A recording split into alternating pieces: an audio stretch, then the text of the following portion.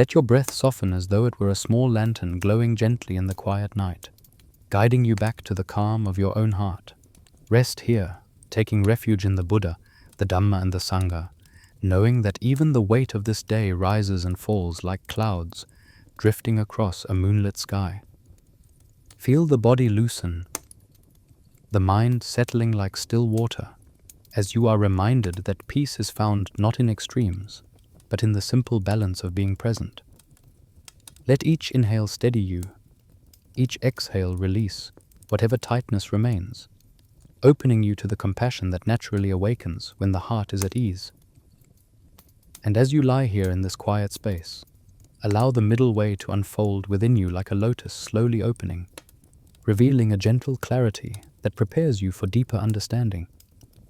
Night settles gently over the deer park, and the world softens into quiet. A faint breeze drifts through the tall grasses, carrying with it the scent of earth still warm from the day's sun. Fireflies trace slow circles in the air, their glow pulsing like calm, deliberate breaths. In this sacred stillness, the Buddha sits beneath the wide canopy of an ancient tree, his posture relaxed, his presence serene. Around him, the 5 ascetics gather, their hearts filled with curiosity and a hint of wonder. And you too are here, seated among them, breathing the same cool evening air, listening as the world becomes very still. The Buddha's gaze is gentle as he begins to speak, his voice quiet yet steady, like water flowing smoothly over stone. He speaks not with urgency, but with a calm certainty that resonates in the chest and quiets even the most restless thoughts. Friends, he says softly, there is a path that leads beyond suffering, but it cannot be found in the extremes to which you have devoted yourselves. Neither indulgence nor self-denial opens the door to liberation. Your awareness drifts to the days the ascetics once spent in harsh practice, bodies weakened, breath strained, minds clouded by exhaustion, and to the Buddha's earlier years, when luxury and comfort offered no true peace. The extremes could not satisfy. Both led only to suffering in different forms. His words tonight feel like a lantern slowly being lit, revealing a path that had always been there, though unnoticed. He continues, just as the strings of a lute must not be too tight nor too loose to produce a harmonious sound, so too must life be lived with balance. When the strings are tuned with care, music arises naturally. When the heart is tuned with wisdom, peace arises naturally. The image settles in your mind, the soft pluck of a perfectly tuned string, resonating through the quiet night. The ascetics listen with rapt attention, their rigid beliefs easing like knots beginning to unwind. You feel the same gentle loosening inside yourself, as though your breath has more space to move, as though the burdens you have carried have grown lighter simply by being seen in a new light. The Buddha's words broaden subtly, becoming both guidance and comfort. This middle way avoids unnecessary suffering and reveals a clarity that cannot be forced. It nurtures calm, it nurtures insight, it nurtures the awakening of compassion. As you breathe, you feel that compassion, soft at first, like a distant warmth, then gradually expanding. It is compassion for your own struggles, compassion for the people you have encountered in your life, compassion for the quiet suffering that hums beneath the surface of all beings. The middle way feels not like a rule, but a gentle invitation, an encouragement to move through life with steadiness rather than strain. Crickets sing softly nearby, weaving their rhythm into the Buddha's teaching. The world seems to listen with you. Even the leaves above your head seem to hold still in reverence. The night deepens, yet the atmosphere remains light, as though the air itself has become more spacious. The Buddha speaks again, his words flowing with the ease of someone who has walked the path he describes. Balance allows the mind to settle. When the mind is settled, it can see truth clearly. And when truth is seen clearly, suffering begins to fall away, like shadows dispersing at dawn. You picture dawn in your mind, a soft horizon brightening, shadows dissolving into gentle light. Something inside you responds to that image, recognizing it not as mere metaphor, but as a reflection of what begins to unfold within your own awareness. Calmness touches your thoughts, the way first light touches the branches of a waking forest. The Buddha's presence is steady and grounded, like the roots of the tree he leans against. Balance, he says once more, is the foundation of freedom. The ascetics exchange quiet glances, their faces softening. Their rigid devotion to extremes has begun to melt, replaced by a contemplative openness. And you feel it, too, the sensation of stepping onto a new path, one that does not demand force or punishment, one that does not promise ease through indulgence, but one that offers understanding through gentle clarity. A sense of peace settles into your body, spreading slowly, like warm tea filling your chest. The middle way is not a distant ideal. It is here, within reach, woven into every breath you take. And as its meaning continues to sink gently into your awareness, you sense that the Buddha has only begun to reveal the heart of his understanding. His eyes lift to the sky, where the first stars shimmer faintly. To walk this middle way, he says softly, is to understand the nature of suffering itself. As his words settle into the night, you feel the atmosphere shift slightly, as though a deeper truth is drawing near, ready to be spoken. And with calm anticipation, you remain seated among the ascetics, ready to hear the next teaching that will illuminate the heart of the path.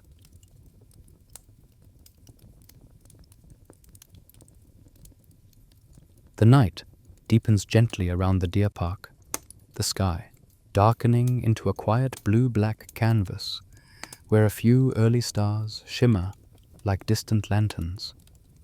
You sit among the 5 ascetics, the earth cool beneath you, the air soft against your skin. The Buddha's presence radiates a calm steadiness, a grounded peace that makes even your breath feel more spacious. His gaze moves slowly across those gathered, not with authority, but with a compassion so steady, it feels like a warm hand resting lightly over your heart. When he begins to speak, his voice is soft, unhurried, carrying the clarity of someone who has walked through suffering and seen its end. There is suffering, he says, not as a condemnation, but as a gentle acknowledgement of the human condition. His words land with the tenderness of a breeze touching still water. He does not deny pain, nor does he dramatize it. He simply recognizes it. Your weariness, your disappointments, the griefs you've held inside without words. He speaks of birth, aging, illness, death, of losing what you love and carrying what you wish you could set down, of the quiet struggles that weave through each life. As you listen, you feel something soften inside you. To hear suffering acknowledged with such compassion, without blame, without shame, feels like a great exhale you didn't know you were holding. Then the Buddha continues, there is a cause for suffering. His tone remains steady, kind. He explains how suffering arises from craving, from the restless desire for things to be different than they are. The wish to hold on to what changes, to push away what comes, to cling to the illusion that anything can remain untouched by time. You recognize these feelings within yourself, the subtle grasping at comfort, the resistance to disappointment, the quiet longing for certainty in a world that never stops moving. But the Buddha does not present these truths as faults. He speaks of them as natural tendencies of the untrained mind, patterns shaped by habit and misunderstanding. His compassion allows you to look inward without fear. You see the ways you've clung to expectations, grasped at fleeting joys, or resisted the flow of change. In the soft glow of his teaching, these realizations do not sting. They feel like doors quietly opening. He pauses, letting the night hold his words for a few breaths. The rustle of leaves overhead seems to echo the gentle unveiling of truth. There is the cessation of suffering, he says next, and something brightens in the air between you. His words carry a subtle warmth, a promise as gentle as dawn light touching the edge of the horizon. He describes a peace that arises when craving fades, when clinging loosens, when the heart no longer wrestles against the nature of life. This cessation is not distant or unreachable. It is subtle, already present in moments when you allow yourself to simply be, without grasping, without resisting, without struggling. As he speaks, you imagine that peace within yourself. It feels like a quiet clearing inside the mind, a place where the heart rests naturally. You sense how suffering could soften, how its edges could dissolve, not through force, but through understanding. Finally, the Buddha reveals the fourth truth. There is a path that leads to the end of suffering. His voice is steady, carrying the gentle rhythm of certainty. This path, he explains, is practical, compassionate, and available to anyone who walks it with sincerity. It does not demand extremes, does not require punishing the body or indulging the senses. It is the middle way, spacious, balanced, luminous. The path is one of wisdom, ethical living, and mental cultivation. It leads not by pushing toward perfection, but by inviting you to understand your own mind and heart. As the Buddha speaks, you feel a growing sense of direction, not rigid or demanding, but quietly supportive, like a lantern guiding you through a dim forest. The ascetics sit utterly still, their faces softened by the depth of what they are hearing. You feel it too, a sense of recognition, as if some part of you has known these truths all along, waiting for them to be spoken aloud. The night around you feels different now, more spacious, as though the trees and stars themselves are listening. The Buddha's voice gently weaves these truths together, forming a foundation upon which a new understanding can arise. The truths are simple, yet profound, compassionate, yet clear. They do not merely describe life, they illuminate it. As the Buddha's words settle into your heart, he speaks once more, his tone quiet, but filled with purpose. The path that leads away from suffering, he says, begins with seeing clearly, with cultivating a view that understands the true nature of life, free from distortion and confusion. And with that, your attention turns toward the beginnings of this path, ready to hear how the journey continues with the clarity of right view. The night air in the deer park is cool and steady, carrying with it the faint scent of wild grass and distant blossoms. You sit quietly beneath the ancient tree where the Buddha rests, its broad branches stretching overhead like a gentle shelter. The earth beneath you feels grounding, as though it is willing to hold every part of your weight without question. In the soft glow of early starlight, the world appears gentle, stripped of urgency, open to being seen as it truly is. The Buddha's calm presence fills the space like a steady flame, not bright or demanding, but warm enough to dissolve the lingering restlessness within you. When he begins to speak, his voice has the softness of a hand smoothing the surface of calm water. To walk the path, he says, one must begin by seeing things as they are, not as the mind imagines them to be. His words drift through the air with a clarity that settles in your chest, loosening the layers of assumptions and fears that have long shaped the way you view the world. In this moment, nothing feels rushed. It feels as though time itself pauses to listen. He explains that right view is the foundation of freedom because it allows the heart to understand the nature of suffering, its causes, and the possibility of release. It is not about clinging to beliefs or rejecting them, not about forming rigid conclusions or seeking comfort in fixed ideas. Instead, it is about turning inward with curiosity and letting awareness illuminate the truth already present within your experience. Seeing clearly, the Buddha says, means understanding that all things arise and pass away, shaped by causes and conditions. Nothing stands alone. Nothing remains unchanged. As you let those words settle, you begin to notice the subtle movements of your own thoughts. You see how quickly the mind reaches to label, judge, grasp, or retreat. You see how it imagines stories that tighten the breath and cloud the heart. But under the Buddha's guidance, none of this is approached with harshness. Instead, he invites you to observe with kindness, as though watching clouds drift slowly across a moonlit sky. He speaks of the importance of recognizing impermanence, not as a threat, but as a gentle truth that loosens the suffering born from clinging. Everything you have ever feared losing was always meant to change. Everything you longed to keep still has always been moving. In the soft night air, this realization does not feel painful. Instead, it feels like a quiet exhale, a release of tension that once bound the heart. The Buddha lifts a small leaf from the ground beside him. Between his fingers, it looks delicate, but not fragile, simply part of the ever-turning cycle of nature.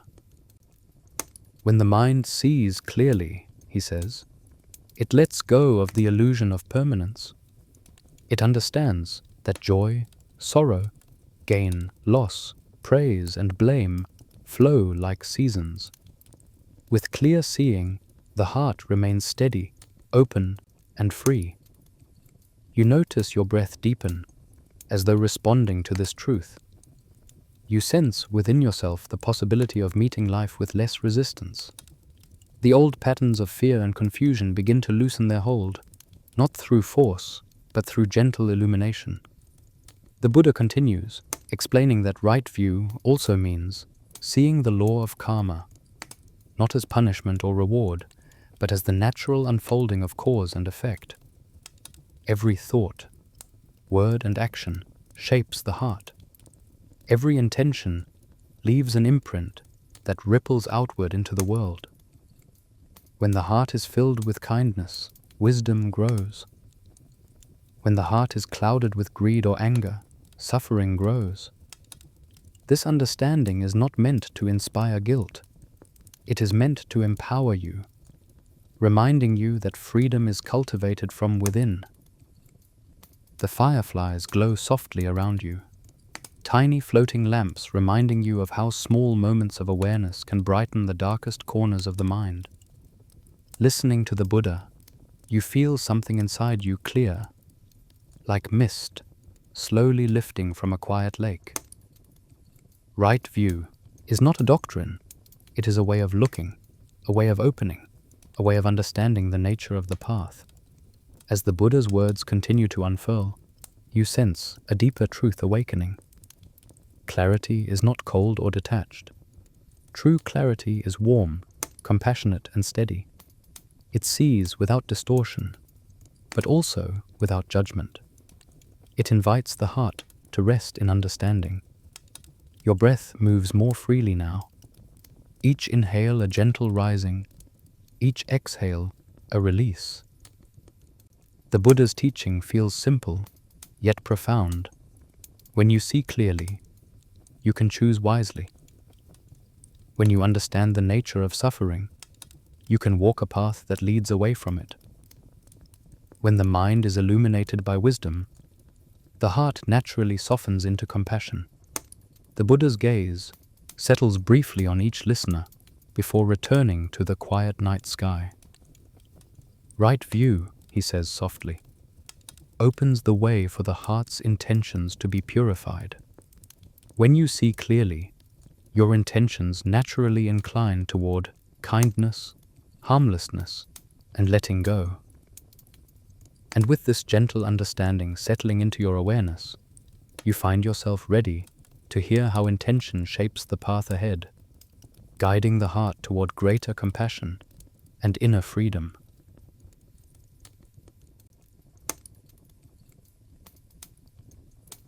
The night in the deer park has settled into a deeper stillness, the kind that seems to smooth the edges of every thought. The stars glow softly above, scattered like gentle reminders of vastness, while the earth beneath you feels warm and steady. The Buddha sits in quiet composure, his presence radiating the same calm depth as the still pond not far from where you gather. In this serene atmosphere, your breath naturally slows, your shoulders ease, and your heart opens to receive whatever truth may be offered next. The Buddha turns his gaze to those seated around him, his expression filled with tenderness. When he begins to speak, his voice is low and steady, carrying the warmth of someone who understands the burdens you carry, both the ones you name and the ones you have kept hidden. When the mind sees clearly, he says, it begins to incline toward what is wholesome. Understanding becomes the ground from which intention grows. You feel that truth settle deeply. Intention is not merely a fleeting thought or desire. It is the direction of the heart, the quiet force, shaping every action and word. The Buddha explains that right intention arises naturally from right view, just as a lotus rises from clear water. When you understand the nature of suffering and the path leading away from it, you begin to choose with wisdom. Your intentions become seeds of liberation rather than seeds of confusion. He speaks of the first intention, the intention of renunciation, not as rejection of life, but as the gentle willingness to release clinging. To renounce, he says softly, is to let go of the grip that tightens the heart. It is the willingness to put down what weighs you down, to stop grasping at what constantly slips through your fingers. As he speaks, you sense how much clinging has shaped your days, grasping at certainty, at approval, at comfort, at outcomes you wished you could control. In the presence of the Buddha, you see that renunciation is not about deprivation. It is freedom. It is spaciousness. It is the quiet exhale after years of holding your breath. The Buddha continues, describing the second intention, goodwill or metta, the intention to cultivate a heart that wishes well for all beings. His voice holds a warmth that touches something deep within you. When the heart inclines toward kindness, he says, it softens the walls we build around ourselves. It makes room for joy, patience, and understanding. You feel this softening even now, like a gentle warmth spreading through the chest. He invites you, silently, to consider someone who has brought you joy, someone who has supported you.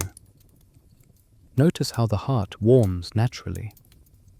Then he invites you to extend that warmth to someone neutral, and even someone with whom you've struggled, not forcing the feeling, but simply inclining the heart in that direction. In the stillness of the night, you feel how kindness requires no strain, only willingness.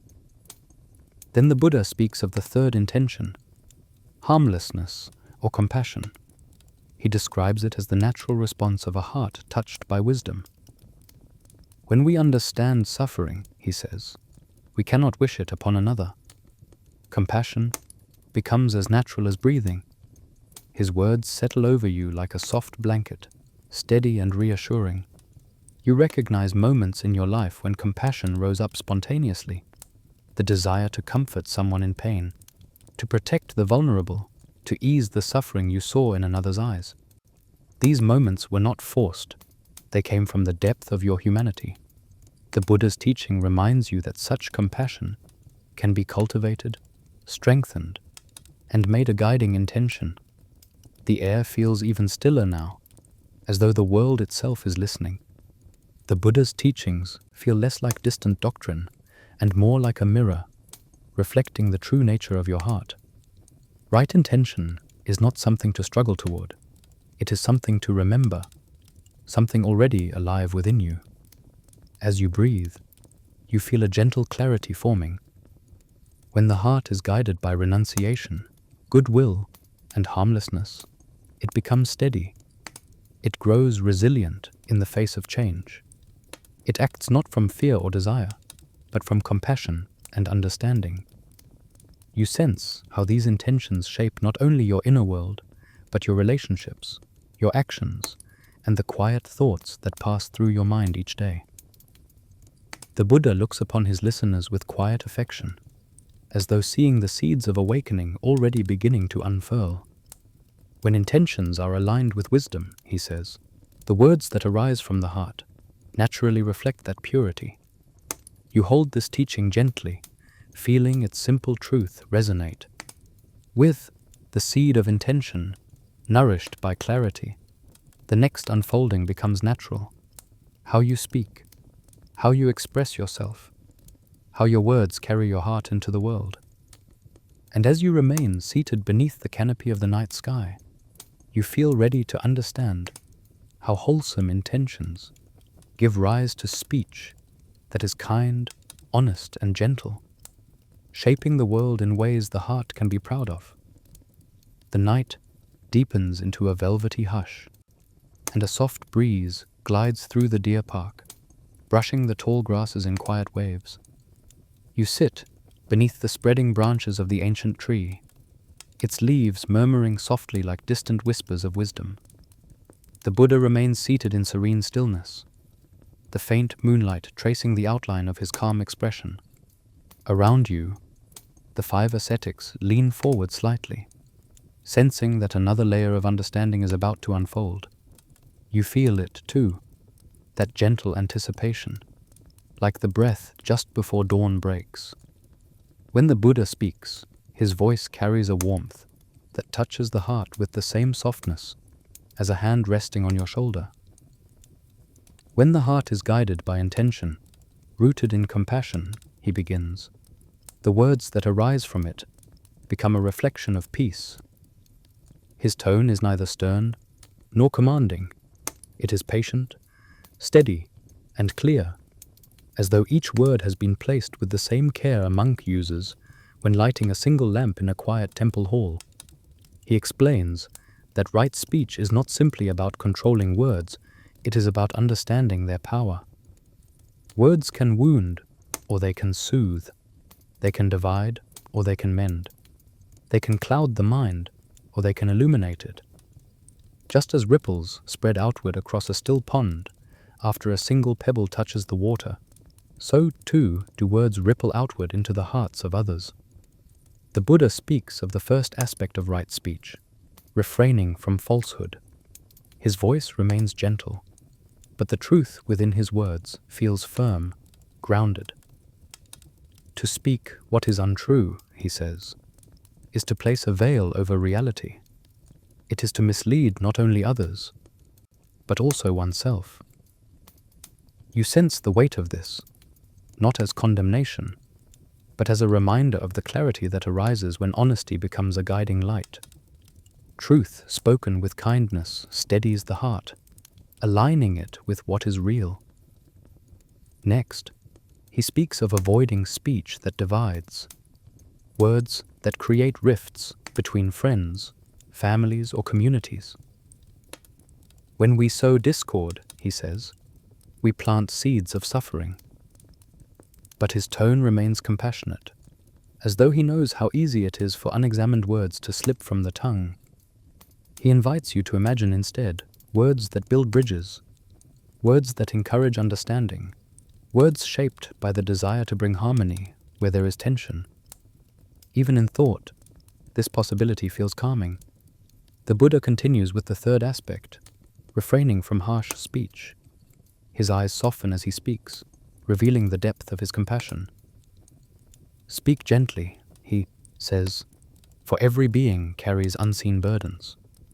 You feel those words settle in your chest, reminding you of times when harsh words have struck like sudden storms, your own or those from others. And yet, the Buddha does not dwell on suffering. He points your attention toward the tenderness that arises when words are shaped by empathy. A gentle voice can ease pain, soften fear, and open the heart to peace. Finally, he speaks of idle or frivolous chatter, speech that distracts, agitates, or drains the mind. He speaks of it not with judgment, but with a subtle smile, as though acknowledging the human tendency to fill silence simply because silence can feel unfamiliar. "Let your words be purposeful," he says softly, like cool water offered to a weary traveler. You imagine speaking only what nourishes, only what carries meaning or compassion. The simplicity of the idea feels like a balm. The air grows even stiller, as though the world itself is listening. In this quiet, the Buddha's teaching unfolds not as a rule book, but as a path toward gentleness. You begin to sense how deeply speech is connected to intention, how words arise from the inner state of the heart.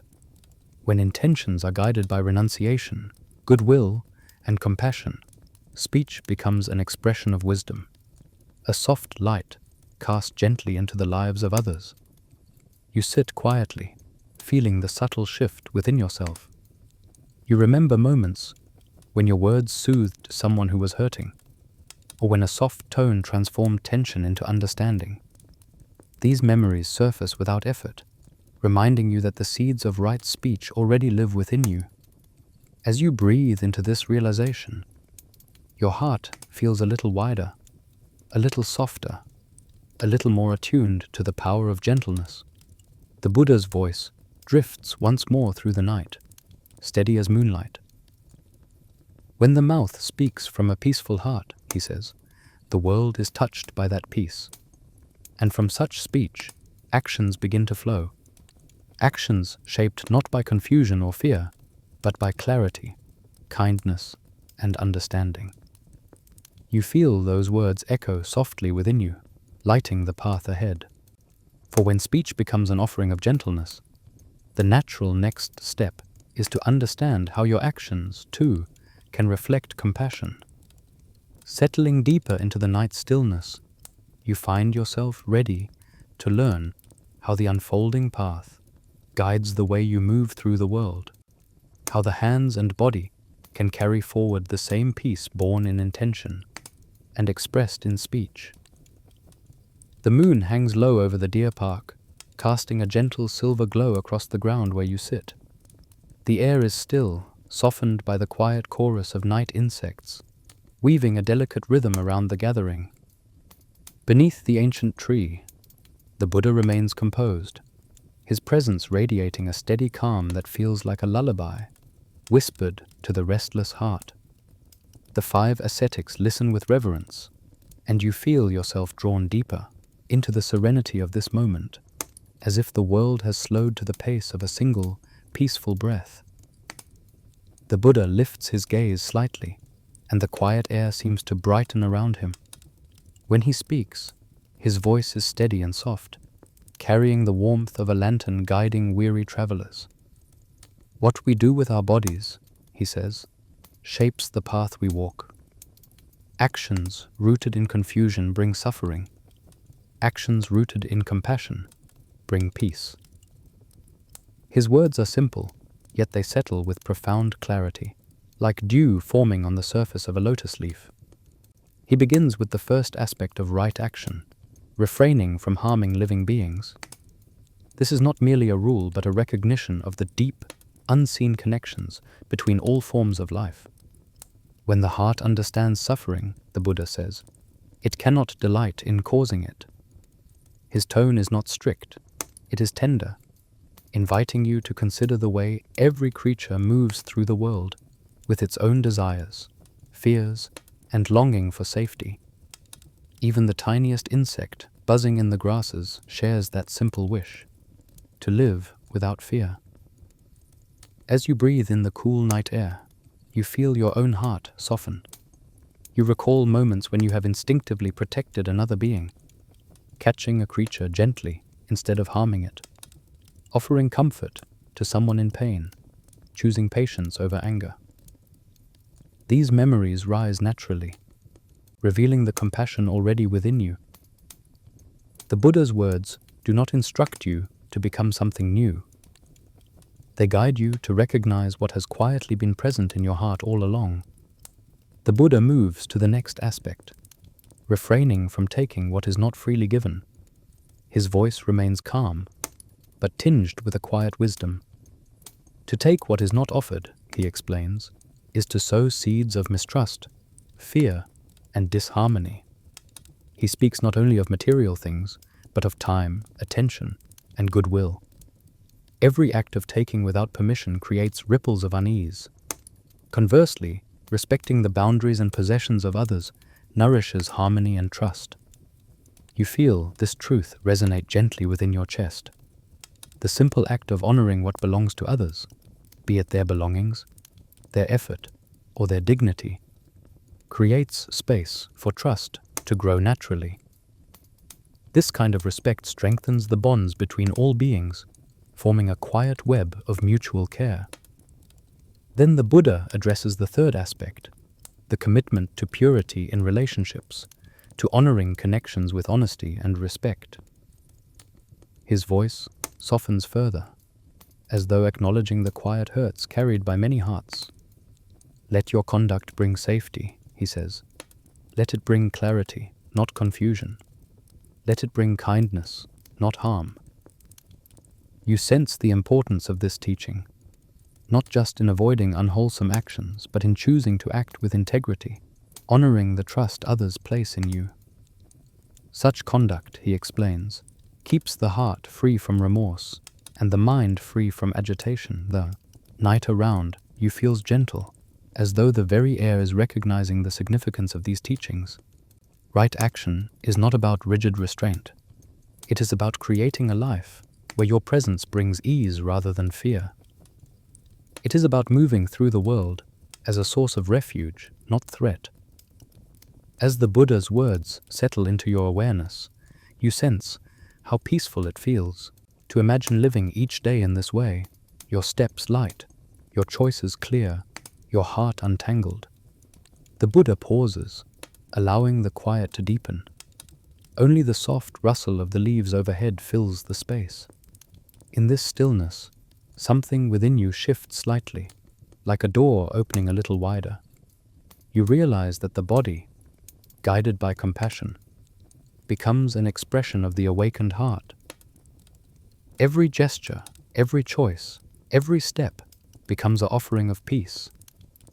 As the silence ripens, the Buddha speaks once more, his voice low and warm.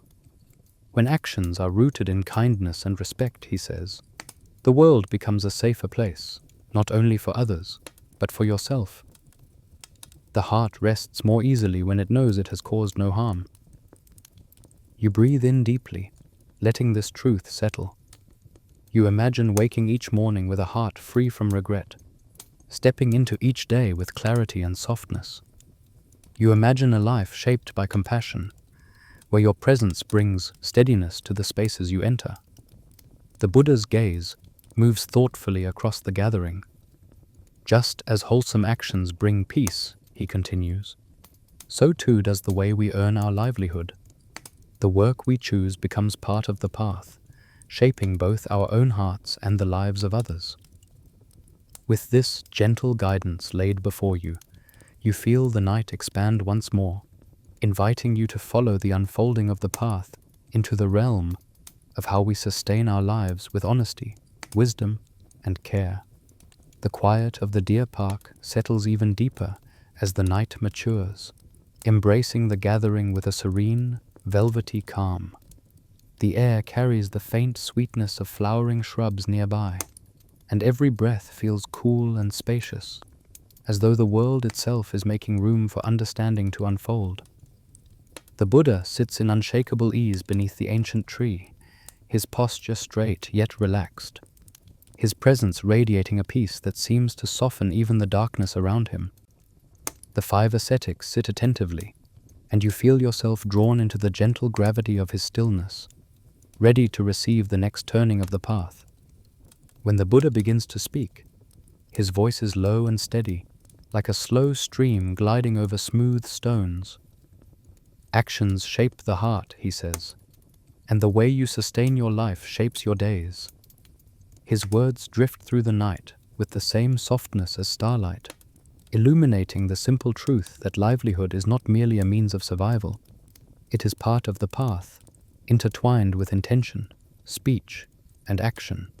He explains that right livelihood is the practice of earning one's way in the world without causing harm. not because the world demands purity, but because the heart finds peace when it knows it has not contributed to suffering. When your work supports well-being, the Buddha continues, your heart becomes light. When your work creates harm, agitation arises like a storm in the mind. You imagine the kinds of choices people make each day, how they spend their hours, how their actions ripple outward into the lives of others. Some ways of living bring fear, deceit, or injury into the world. Others bring safety, nourishment, and trust. The Buddha does not speak of livelihood with judgment or restriction.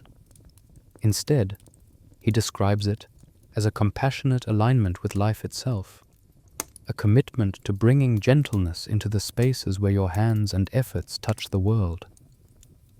He speaks of livelihoods that avoid exploitation, cruelty, or dishonesty, work that does not rely on harm to animals or people, work that does not manipulate, deceive, or profit from suffering. His tone remains soft throughout, carrying no condemnation, only clarity.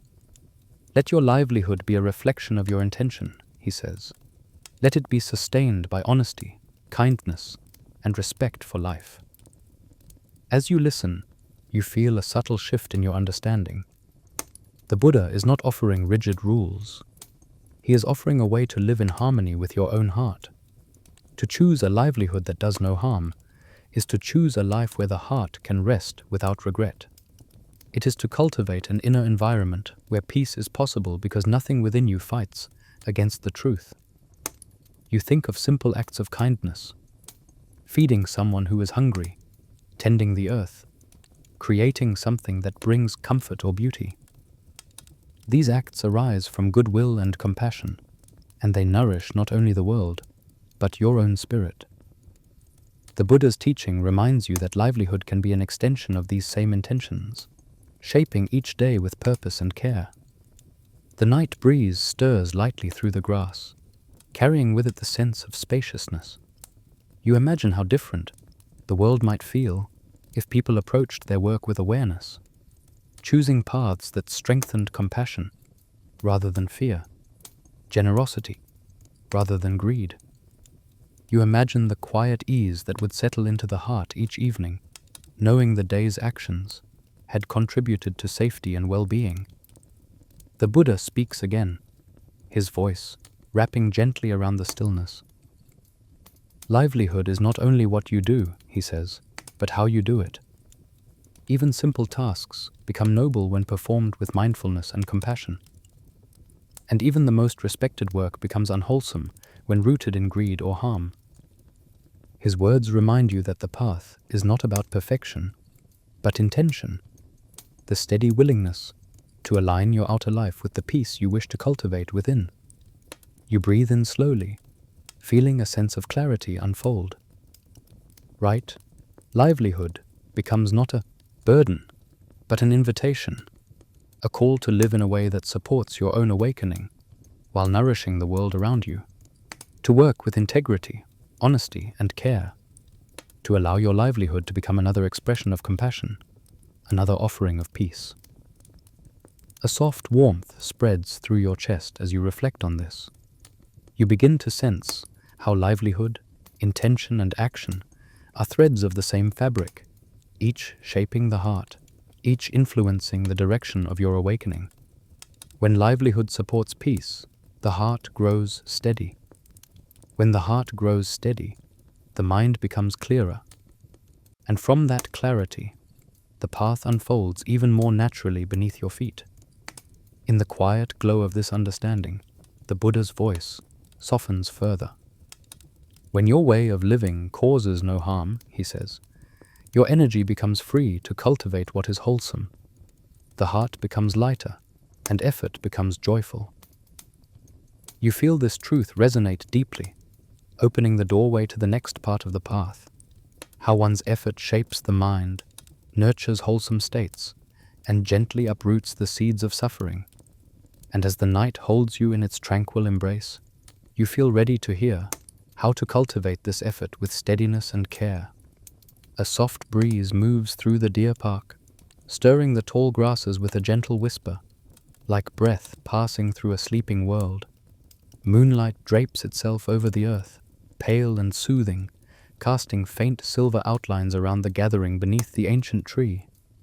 You sit quietly, aware of the calm that has been deepening with each teaching, aware, too, of a subtle energy awakening inside you, steady, warm, and quietly determined. The Buddha sits in serene stillness, his presence like a steady flame that neither wavers nor demands attention. It simply is, and in its stillness, you feel the invitation to turn inward.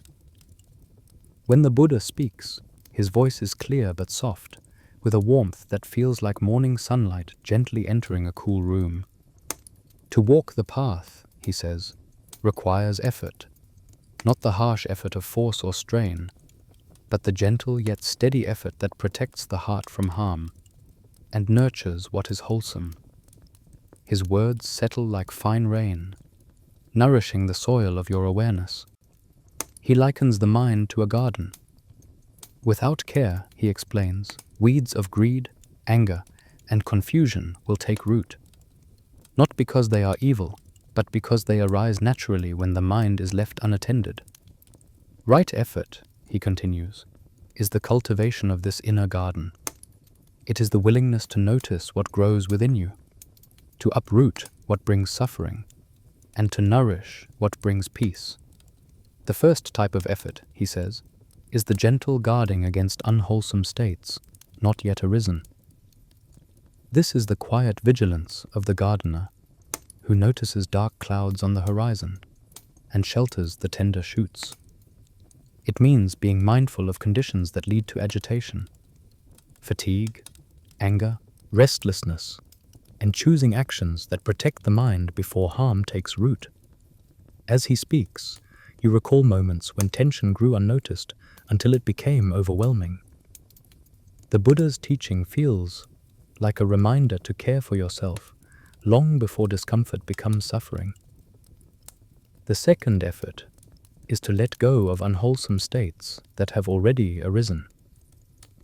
The Buddha describes this not as a battle, but as an easing of one's grip. When anger arises, he says gently, do not feed it. When fear arises, do not cling to it. When craving stirs, observe it with compassion. The Buddha's tone is patient, as though he understands deeply how difficult it can be to release emotions once they've taken hold. Yet he speaks with confidence in the heart's capacity to soften, to release, to breathe again. The third effort is to cultivate wholesome states, not yet arisen. Here the Buddha's expression brightens slightly, like a calm smile behind his words. He invites you to imagine planting seeds of kindness, patience, generosity, clarity. These seeds, he explains, may be small and subtle at first, but with mindful care, they grow into powerful roots of wisdom and compassion. You picture a seed sprouting upward toward the light, and you feel the truth of his teaching. Goodness grows when it is given even the smallest encouragement. The fourth effort is to sustain and strengthen wholesome states that already live in the heart. When joy arises, he says, nourish it. When compassion grows, protect it. When peace settles within you, dwell in it with gratitude.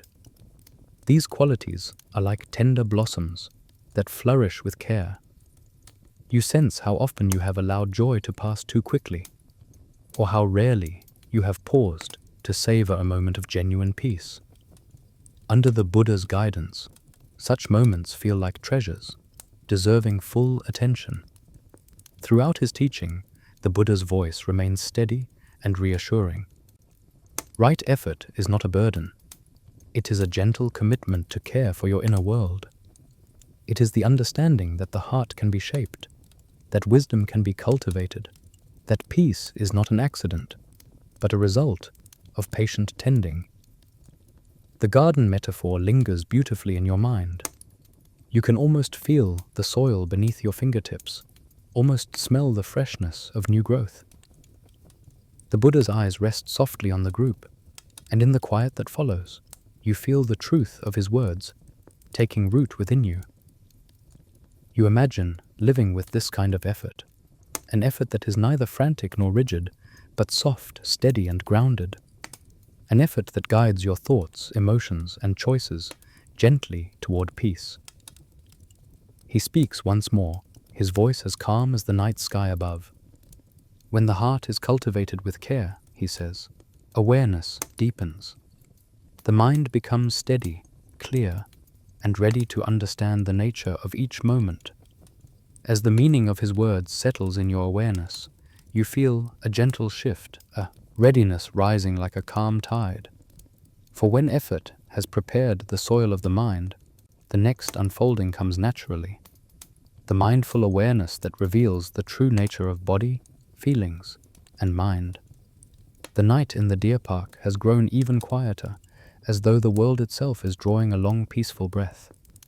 The moonlight spreads gently across the open ground, laying a soft silver shimmer over the tall grasses and the steady forms of the trees.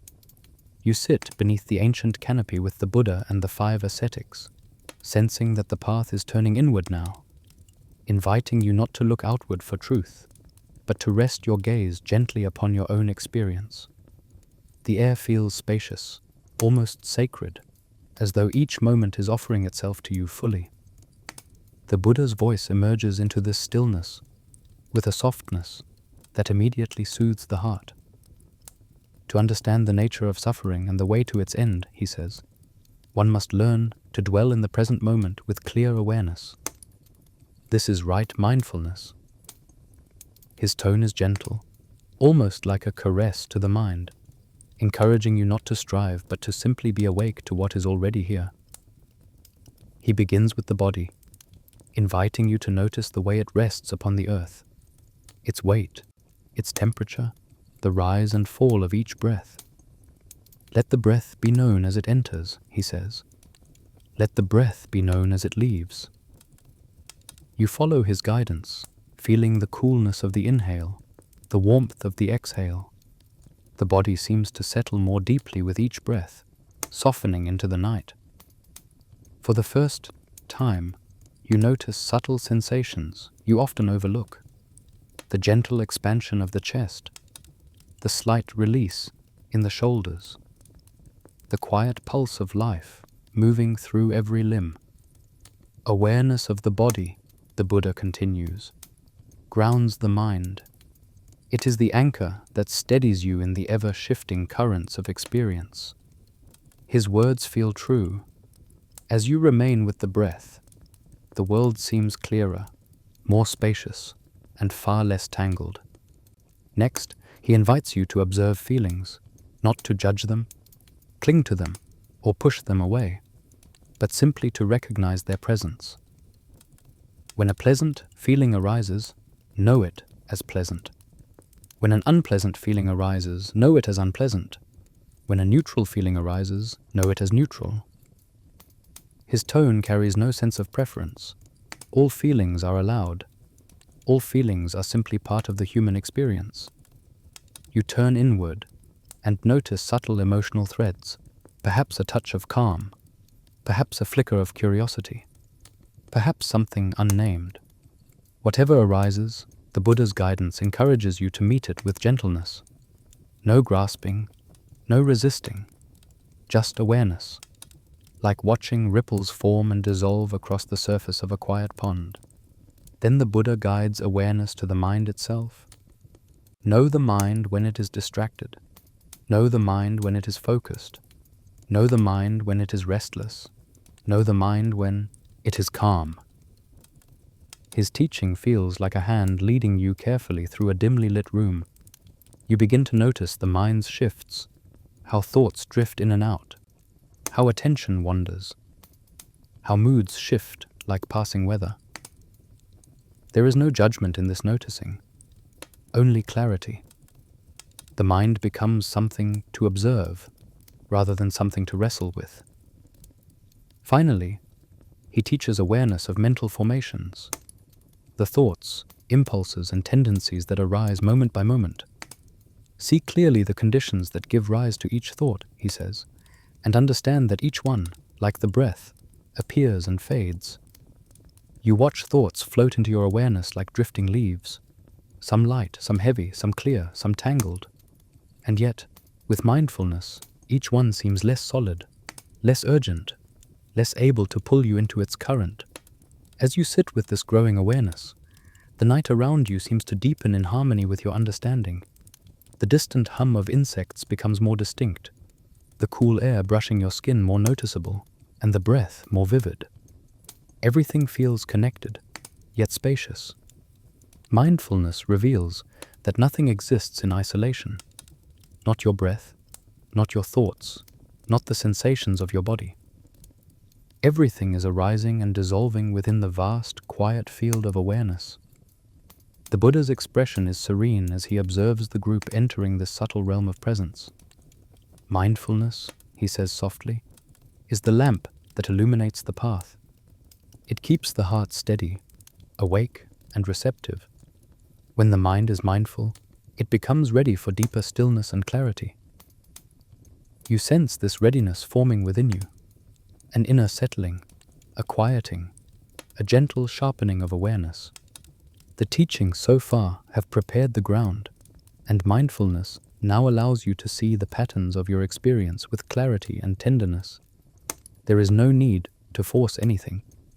The calm arises naturally as the heart opens to the present moment. The Buddha's voice, warm as the glow of embers, carries one final teaching into the waiting silence. Through mindfulness, he says, the mind becomes calm and unified.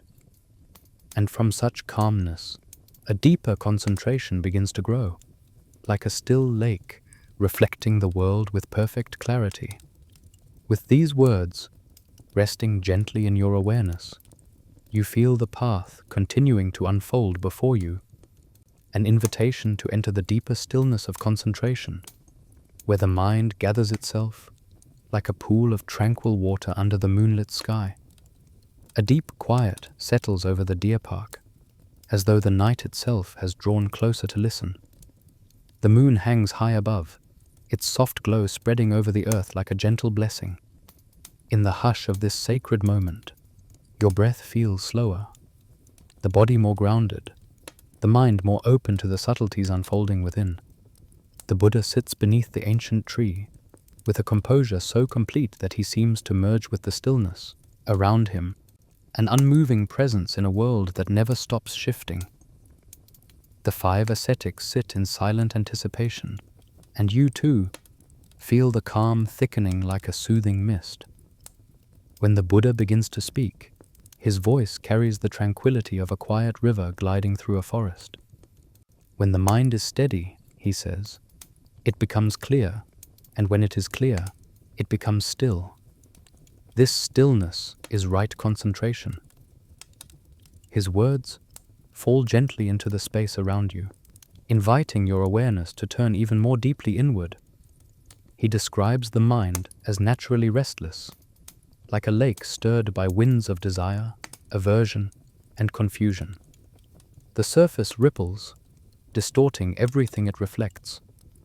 But when the winds calm, the water becomes clear again, revealing the sky, the trees, and the depths beneath with gentle precision.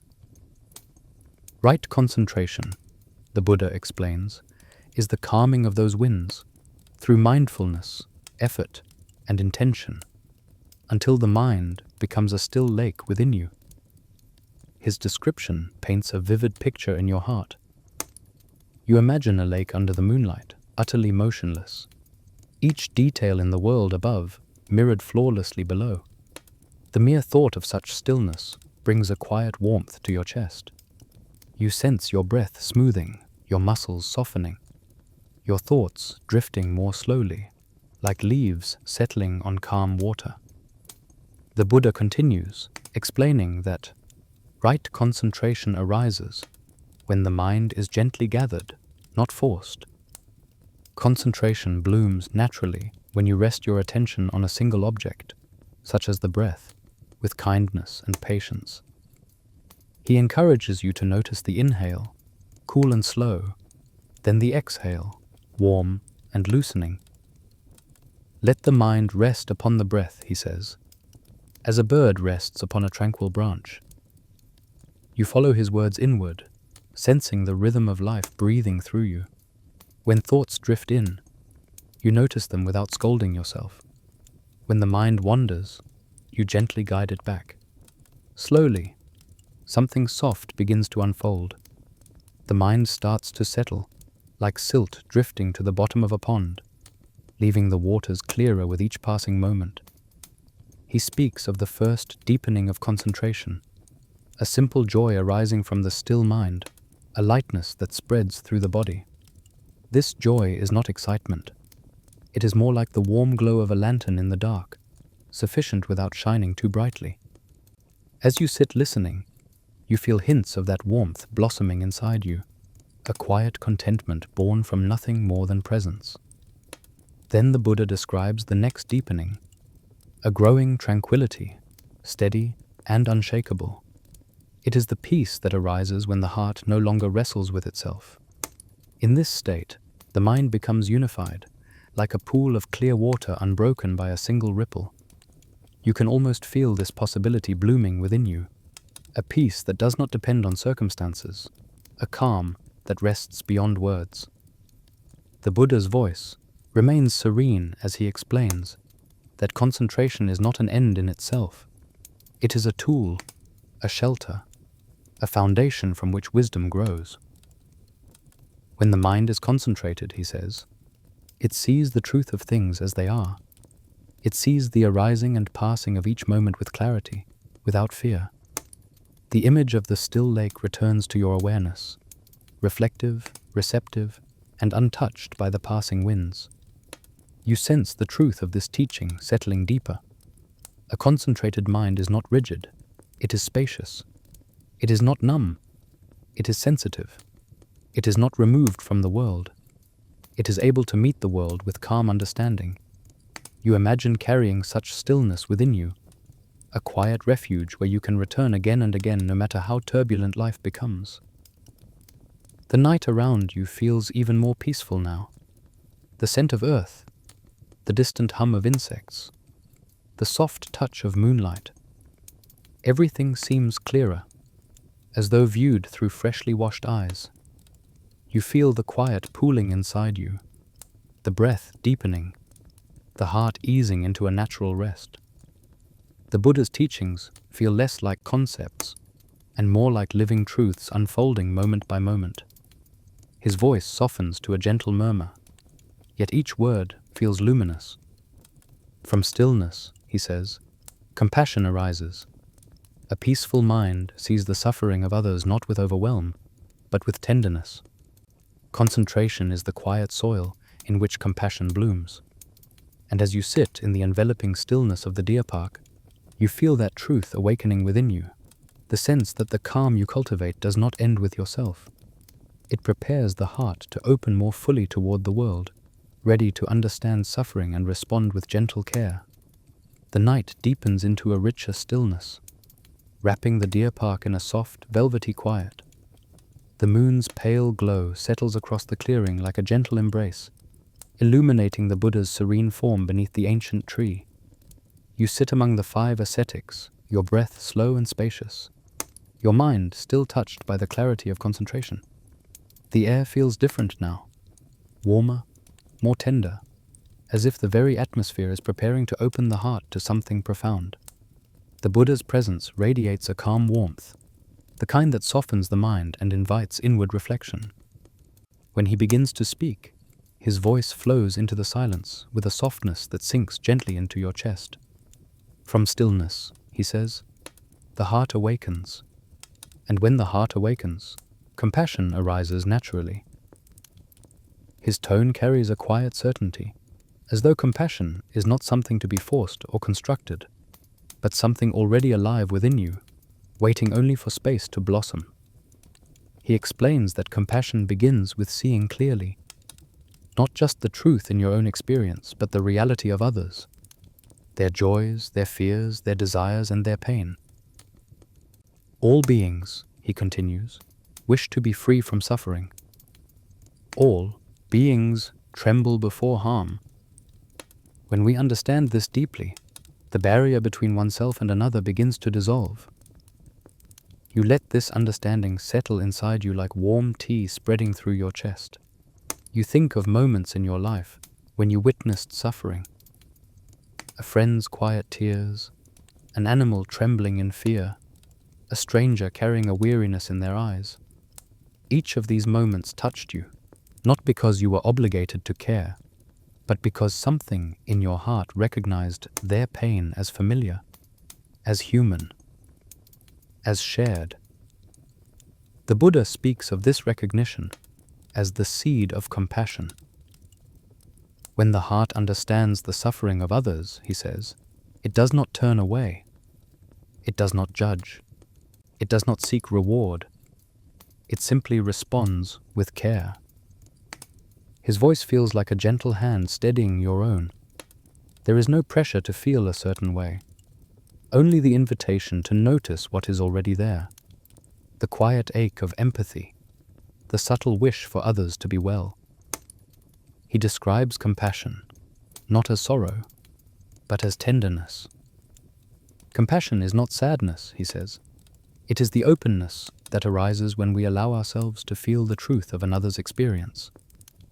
It is the willingness to touch the world with gentle hands, to move through life with the intention not to add to the suffering that already exists.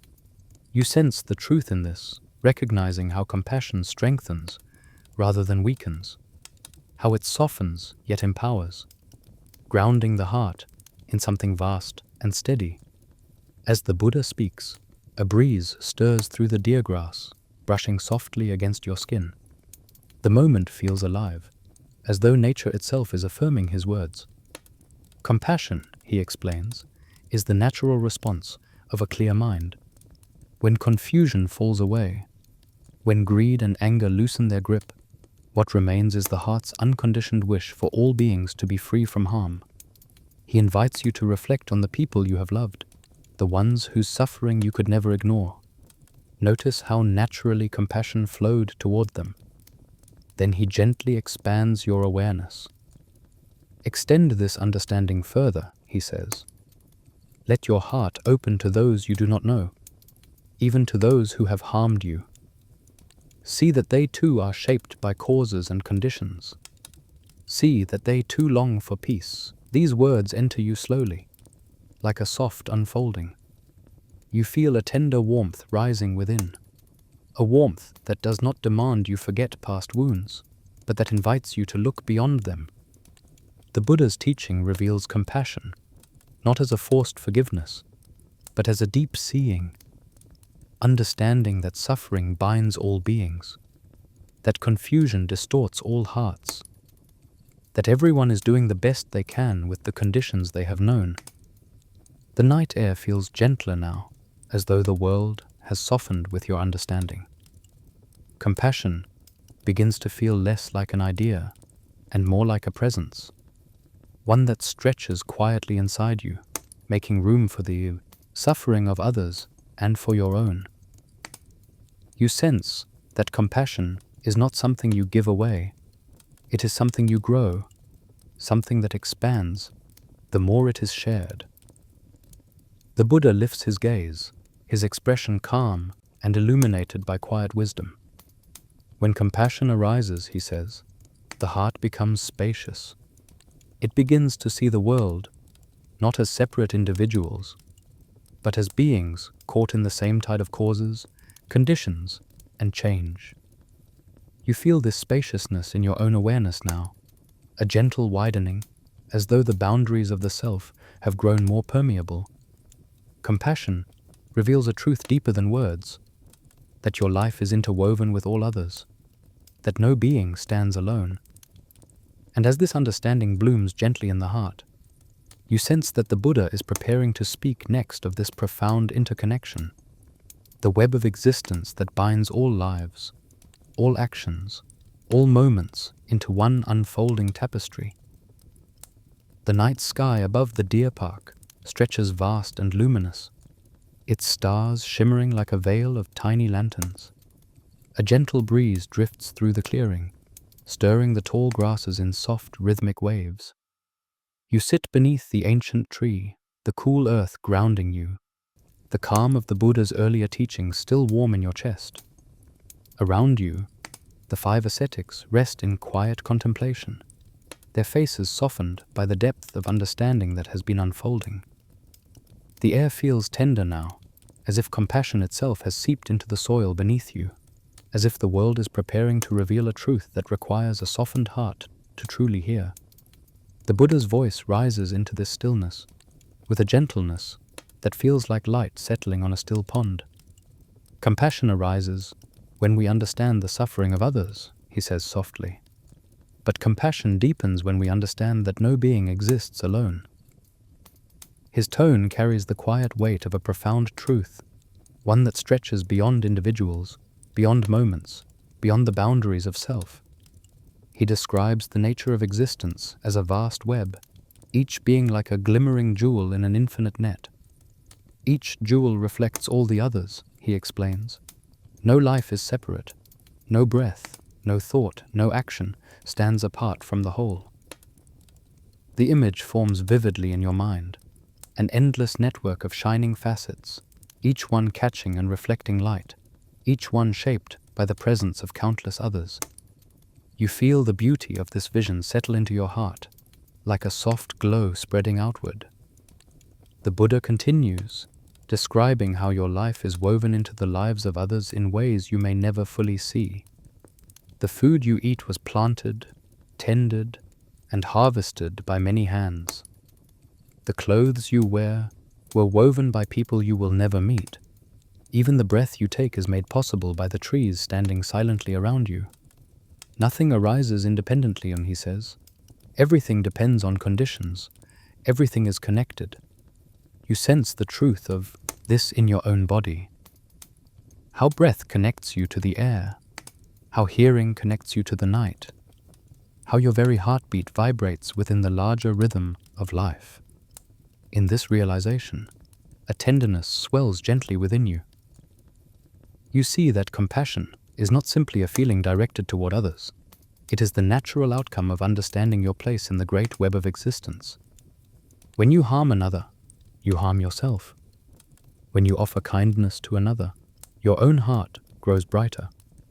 The Buddha invites you to imagine the 5 ascetics sitting beside you, not as separate individuals, each lost in their own struggles, but as beings whose paths have intertwined with yours and with each other's. Each of you has influenced the others, whether through words, silence, or presence alone. This moment, this gathering, this awakening, it is all made possible by the conditions that brought each of you here. Nothing stands alone. Nothing is accidental. Even the smallest beings, the insects humming in the grass, the deer resting quietly under the trees, are part of this intricate tapestry. Their lives touch yours, in subtle ways you may never fully perceive. The Buddha's words wrap around this truth gently, encouraging you to see that every living creature shares a common thread, the wish to live, to find safety, to avoid pain, to experience ease. As he speaks, the web of interconnectedness becomes more than a metaphor. It becomes a felt sense, a quiet recognition rising from within. You begin to notice the warmth in your chest, the softening of your breath, the widening of your awareness. A subtle understanding blooms. You are not separate and never have been. Your joys, your sorrows, your hopes, they ripple outward, touching lives you may never know. And others' joys and sorrows ripple inward, shaping you in ways unseen. The Buddha's teaching settles deeply, allowing you to rest in the truth that connection is not something you must create. It is something you uncover. He speaks of how recognizing this interconnectedness naturally nurtures compassion. When you see all beings as reflections of one another, he says, Your heart inclines toward kindness. Ill will dissolves, for there is no other to direct it toward. The night around you feels softer, more luminous. The tree above you seems to breathe with the wind, and even the silence feels alive. You begin to sense how understanding the web of life shifts the heart's tendencies, not by force, but by opening the eyes to reality. Ill will becomes harder to hold on to when you see that those who cause harm are themselves caught in the tangle of suffering, shaped by causes and conditions, just as you are. You feel a gentle readiness forming within you, a willingness to explore how this interconnectedness transforms the heart's response to anger, resentment, and blame. And as the Buddha's quiet gaze lingers over the gathering, you sense the next teaching unfolding like a petal opening at dawn, guiding you gently toward understanding how to release the weight of ill will and free the heart for deeper peace. The night in the deer park glows with a soft serenity, the sky stretched wide and open, stars shimmering like scattered pearls across dark silk.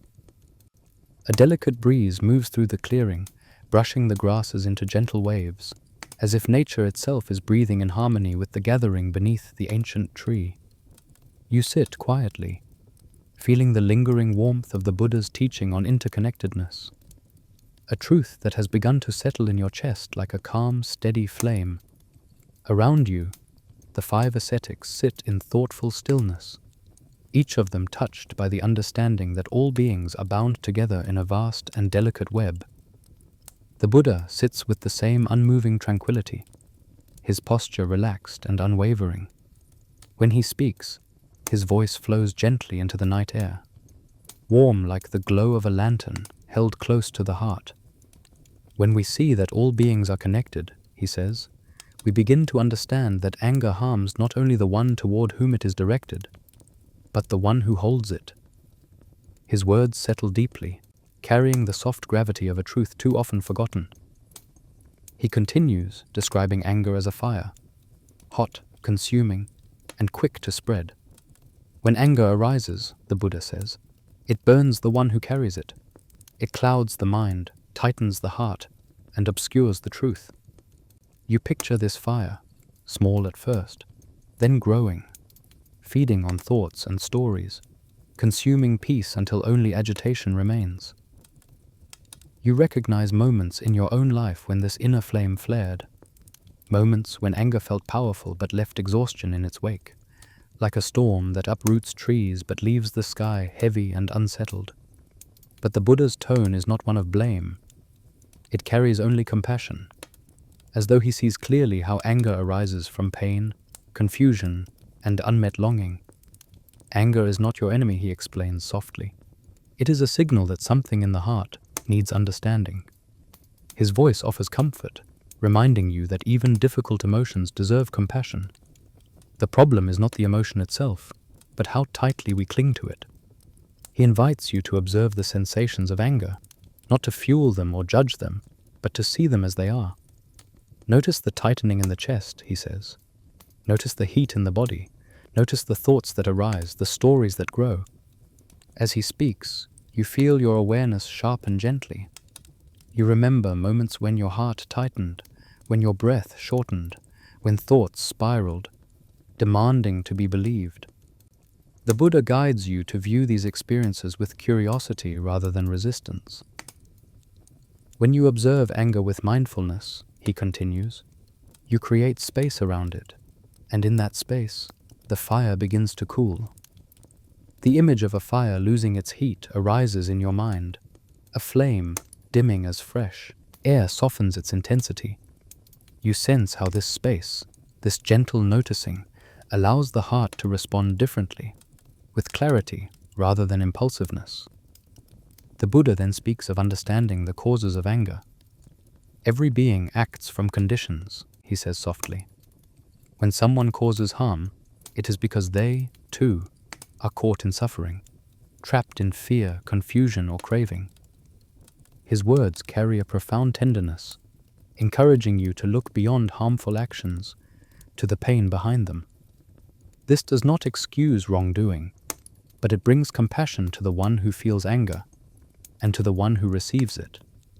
You feel a subtle shift within your chest, a loosening, as though a long-held knot has begun to untangle.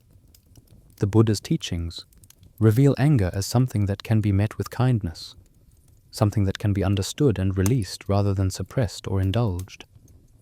He then invites you to imagine your anger as a heavy stone you have carried for years. The stone has burdened your steps, strained your shoulders, and yet you held it because you believed you must. But when you see its weight clearly, the Buddha says, you may realize you no longer wish to carry it. You imagine setting the stone down on the earth, watching it rest there, no longer a part of your burden. A sense of relief washes gently through your heart. As the night deepens, the clearing feels even more peaceful, as though the air has softened in response to your inner release. You sense how letting go of anger does not weaken you. It strengthens you. It frees energy once consumed by resentment and makes room for something more luminous to arise. The Buddha's voice returns, warm and quiet. When anger falls away, he says, the heart becomes spacious, and in that spaciousness, a natural tenderness emerges, an intention that wishes for the well-being of all beings. You recognize this intention, the gentle warmth of loving kindness, the soft glow that rises when the heart is no longer weighed down by fire. You breathe deeply, feeling this warmth stirring like a small sunrise inside your chest. The Buddha's presence feels even gentler now, guiding you toward the next unfolding of the path, the cultivation of a radiant goodwill that expands in all directions, touching every being without exception. The night has grown still and tender, as though the deer park itself is holding its breath in quiet reverence. A soft glow from the moon spills across the clearing, bathing the grass, the trees, and each listening heart in a light that feels both gentle and warm. You sit beneath the ancient branches with the 5 ascetics, the cool earth steady beneath you, and the lingering release from anger still gently echoing within your chest. The Buddha's presence radiates a peaceful warmth, the kind that seems to dissolve even the faintest residue of tension. In this softened space, the heart feels ready to open, ready to offer, ready to shine when the Buddha begins to speak. His voice flows into the hush like a deep, comforting breath. When anger is released, he says softly, the heart becomes free to bloom with loving kindness. Loving kindness is the wish for all beings to be well, safe, and peaceful. His tone is tender, filled with a compassion that feels as boundless as the sky overhead. You feel each word settle into your chest with the gentle warmth of embers glowing beneath soft ash. He invites you to bring your attention inward, to rest lightly on your own heart. Begin with yourself, he says, for one who does not hold loving kindness for their own being will struggle to offer it fully to others. His words are not indulgent, they are deeply caring. You feel a subtle softening within as you inwardly whisper the simple wish. May I be well, may I be peaceful, may I dwell in safety and ease. With each repetition, a delicate warmth begins to gather in the center of your chest, as though a small lantern has been lit there. The glow spreads slowly, expanding into the ribs, reaching gently toward the throat, flowing down the spine. This warmth is not rushed. It grows as naturally as a lotus opening to meet the morning sun. The Buddha continues, guiding the heart outward. Now extend this wish to someone who has supported you, someone whose presence in your life has brought comfort or joy. As you bring to mind such a person, the warmth brightens, expanding like a soft sphere of golden light. You offer the same simple wish to them. May you be well. May you be peaceful. May you dwell in safety and ease. You sense how naturally the heart opens toward those who have shown you kindness. The warmth deepens, becoming more radiant, more spacious. Next, the Buddha says, offer loving kindness to one who is neutral to you, someone you may barely know, yet whose life touches yours in unseen ways. You picture a distant acquaintance, a passerby, or someone whose name you only faintly recall, but whose existence shares this world with yours. Surprisingly, the warmth extends toward them too, gentle and effortless, like a beam of light reaching across a quiet field. Finally, the Buddha invites you to expand this radiance even further. His voice softens, as though he is guiding you across a threshold. Now extend loving kindness to those with whom you have struggled, those whose actions have caused confusion or pain. The breath pauses slightly at this invitation, but not with resistance, with tender caution. And yet, as you hold the image of such a person in your heart, the Buddha's earlier teachings rise again. Suffering binds all beings, and anger does not free the one who holds it. Slowly, the warm radius of your heart extends to include them as well. The light does not diminish when shared. It grows, filling the chest with a profound sense of spaciousness. You offer the same wish. May you be well. May you be peaceful. May you dwell in safety and ease. The words may feel delicate, tentative, but they carry sincerity. They carry freedom. The Buddha's expression glows with quiet satisfaction, as though watching the dawn bloom across a once darkened sky. Loving kindness, he says, is a boundless radiance. It shines without preference, without limit, without expectation. When the heart is filled with loving kindness, fear fades, resentment dissolves, and joy arises. You sit with this warmth, feeling it pulse gently through you like a quiet inner sunrise. It feels softer than joy, yet deeper than contentment, an inner luminosity that asks for nothing and gives itself freely. You sense how this quality could guide your thoughts, words and actions, how it could shape your days with gentleness and your relationships with care. Loving kindness feels like the natural movement of a heart, no longer weighed down by anger.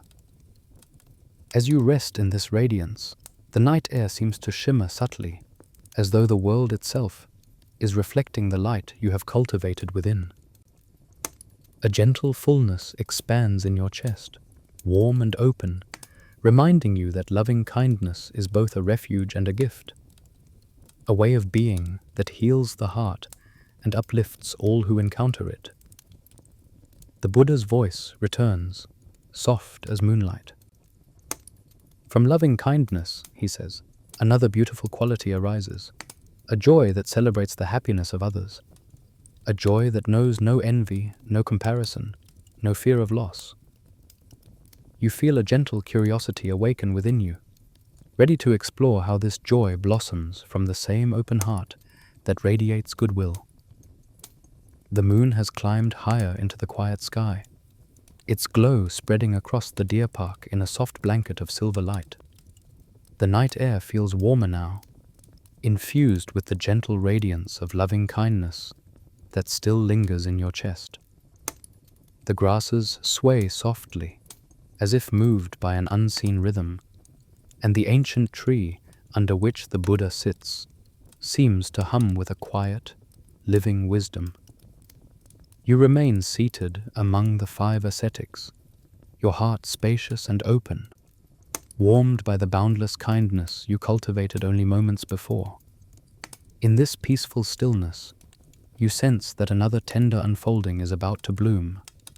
The Buddha's voice rises into the calm with a serene gentleness. When the heart is filled with loving kindness, he begins, it naturally gives rise to joy. Joy not only in your own well-being, but in the happiness of others. His words flow like a soft stream, soothing and warm. This is mudita, the joy that celebrates the good fortune of all beings. As he speaks, you feel this teaching coming to rest inside you like a feather, landing softly on water. Joy in the happiness of others, simple in sound, yet profound in practice. The Buddha explains that this joy does not arise from comparison or competition, but from the deep understanding that all beings are interconnected. When another being experiences relief, success, or peace, their happiness becomes part of the larger harmony of the world, a harmony in which you too participate.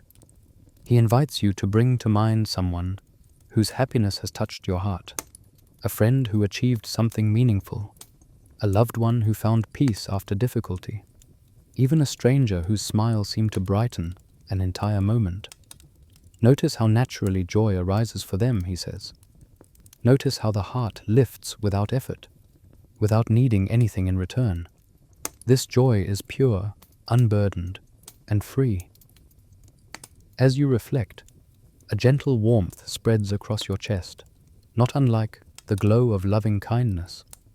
But this warmth carries an added buoyancy, a sense of lightness, as though your heart is rising on a quiet current of delight. Mudita feels like a small lantern, swinging joyfully in a gentle breeze, illuminating the spaces around it. The Buddha continues, his voice steady and bright.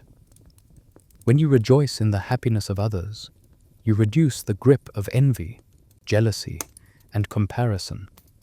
You free the heart from the narrowness that believes joy is limited. His words resonate deeply. You have felt the heaviness of comparison before, the tightening that comes when the mind believes there is not enough happiness to go around. Yet in this moment, the Buddha reveals a truth that loosens those knots. Joy is abundant, and sharing in the joy of others multiplies it. He describes how envy shrinks the heart, making it small and restless, but rejoicing in another's happiness expands it, making it wide and luminous. A joyful heart, he says, moves freely. It radiates warmth. It welcomes the good fortune of others as a blessing shared by all. You picture this expanded heart within yourself, a radiant sphere that grows brighter whenever it witnesses kindness, success, healing, or growth in another being. The image feels liberating, as though the weight of needing to be the source of all your own happiness has been lifted. You feel an ease in knowing that joy is available everywhere, in every corner of the world, if only you are willing to notice it. The Buddha invites you to extend this practice gently. Rejoice in the happiness of those you love, he says. Rejoice in the happiness of those you do not know. Then, after a soft pause, he adds, and rejoice even in the happiness of those with whom you have struggled. His voice remains soft and compassionate, never demanding. Yet his words touch something deep, a recognition that this too is freedom. You imagine offering joy for someone you have found difficult. The heart may hesitate at first, but as you hold the image with tenderness, something shifts. A small opening appears, like a window unlatched to let in fresh air. This opening is not forced. It is born from understanding. Even those who cause harm are seeking happiness, often blindly, desperately, or clumsily. To wish joy for them is to loosen the chains of resentment from your own heart. The night feels brighter now. Though the moon has not changed, it is your heart that has grown more luminous. You sense the compassion from earlier, mingling naturally with this joy, creating an inner harmony that feels peaceful, expansive, and deeply grounded. The Buddha's voice returns, warm and steady. A heart that rejoices in the joy of others is a heart free from bitterness. It is a heart that rests easily. It is a heart prepared for the greatest balance of all, the calm acceptance that neither clings to pleasure nor fears loss. As his words settle into the night, you feel the gentle stirrings of that balance beginning to form within you, a serene equilibrium born from kindness, compassion, and shared joy. And in the quiet that follows, you sense the path unfolding into an even deeper calm, drawing you toward a timeless steadiness that holds all things with gentle ease. The night rests in a profound stillness, deeper now than at any moment before.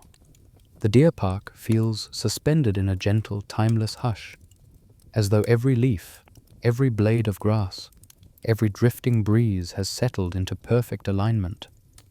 The moon above hangs bright and calm, its silvery glow pooling softly across the earth, illuminating the Buddha's serene form beneath the ancient tree.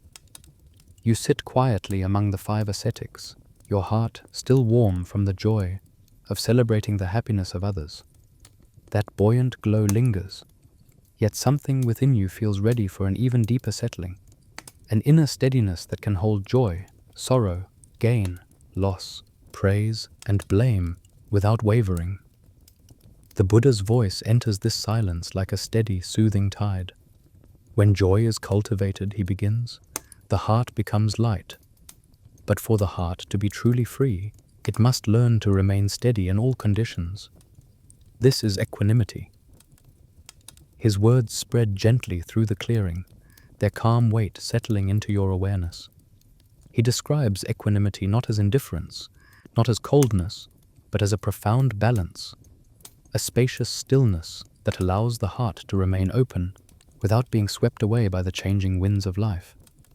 All experiences arise, he says, and all experiences fade. Equanimity is the understanding that clinging brings suffering, and resisting brings suffering. Peace arises when we meet each moment with awareness and calm acceptance. As you listen, you feel the truth of these words touch familiar places inside you. Moments when joy felt fragile because you feared it would end. Moments when difficulty overwhelmed you because you believed it would last forever. The Buddha's teaching reveals a middle way between pushing and pulling, between craving and aversion, between holding too tightly and turning away. He speaks of equanimity as a kind of inner sky, vast, open, and untroubled. Clouds pass across this sky, some dark, heavy with storms, others light, tinged with gold, but the sky itself remains clear and spacious, unchanged by what drifts through it. Be like the sky, he says softly. Let pleasant and unpleasant experiences pass, without losing your center. Let thoughts and emotions arise and fade without grasping or resisting. You imagine your mind as this wide sky. Thoughts appear like drifting clouds, some lingering, some vanishing quickly. Emotions ripple like passing weather. Yet beneath it all is an unshakable clarity, a stillness untouched by the movement above. Sitting in the quiet of the park, you begin to feel traces of that spaciousness opening within you. The Buddha continues, describing equanimity as the natural companion to wisdom. When you understand the causes and conditions of life, he says, you see that no experience exists in isolation.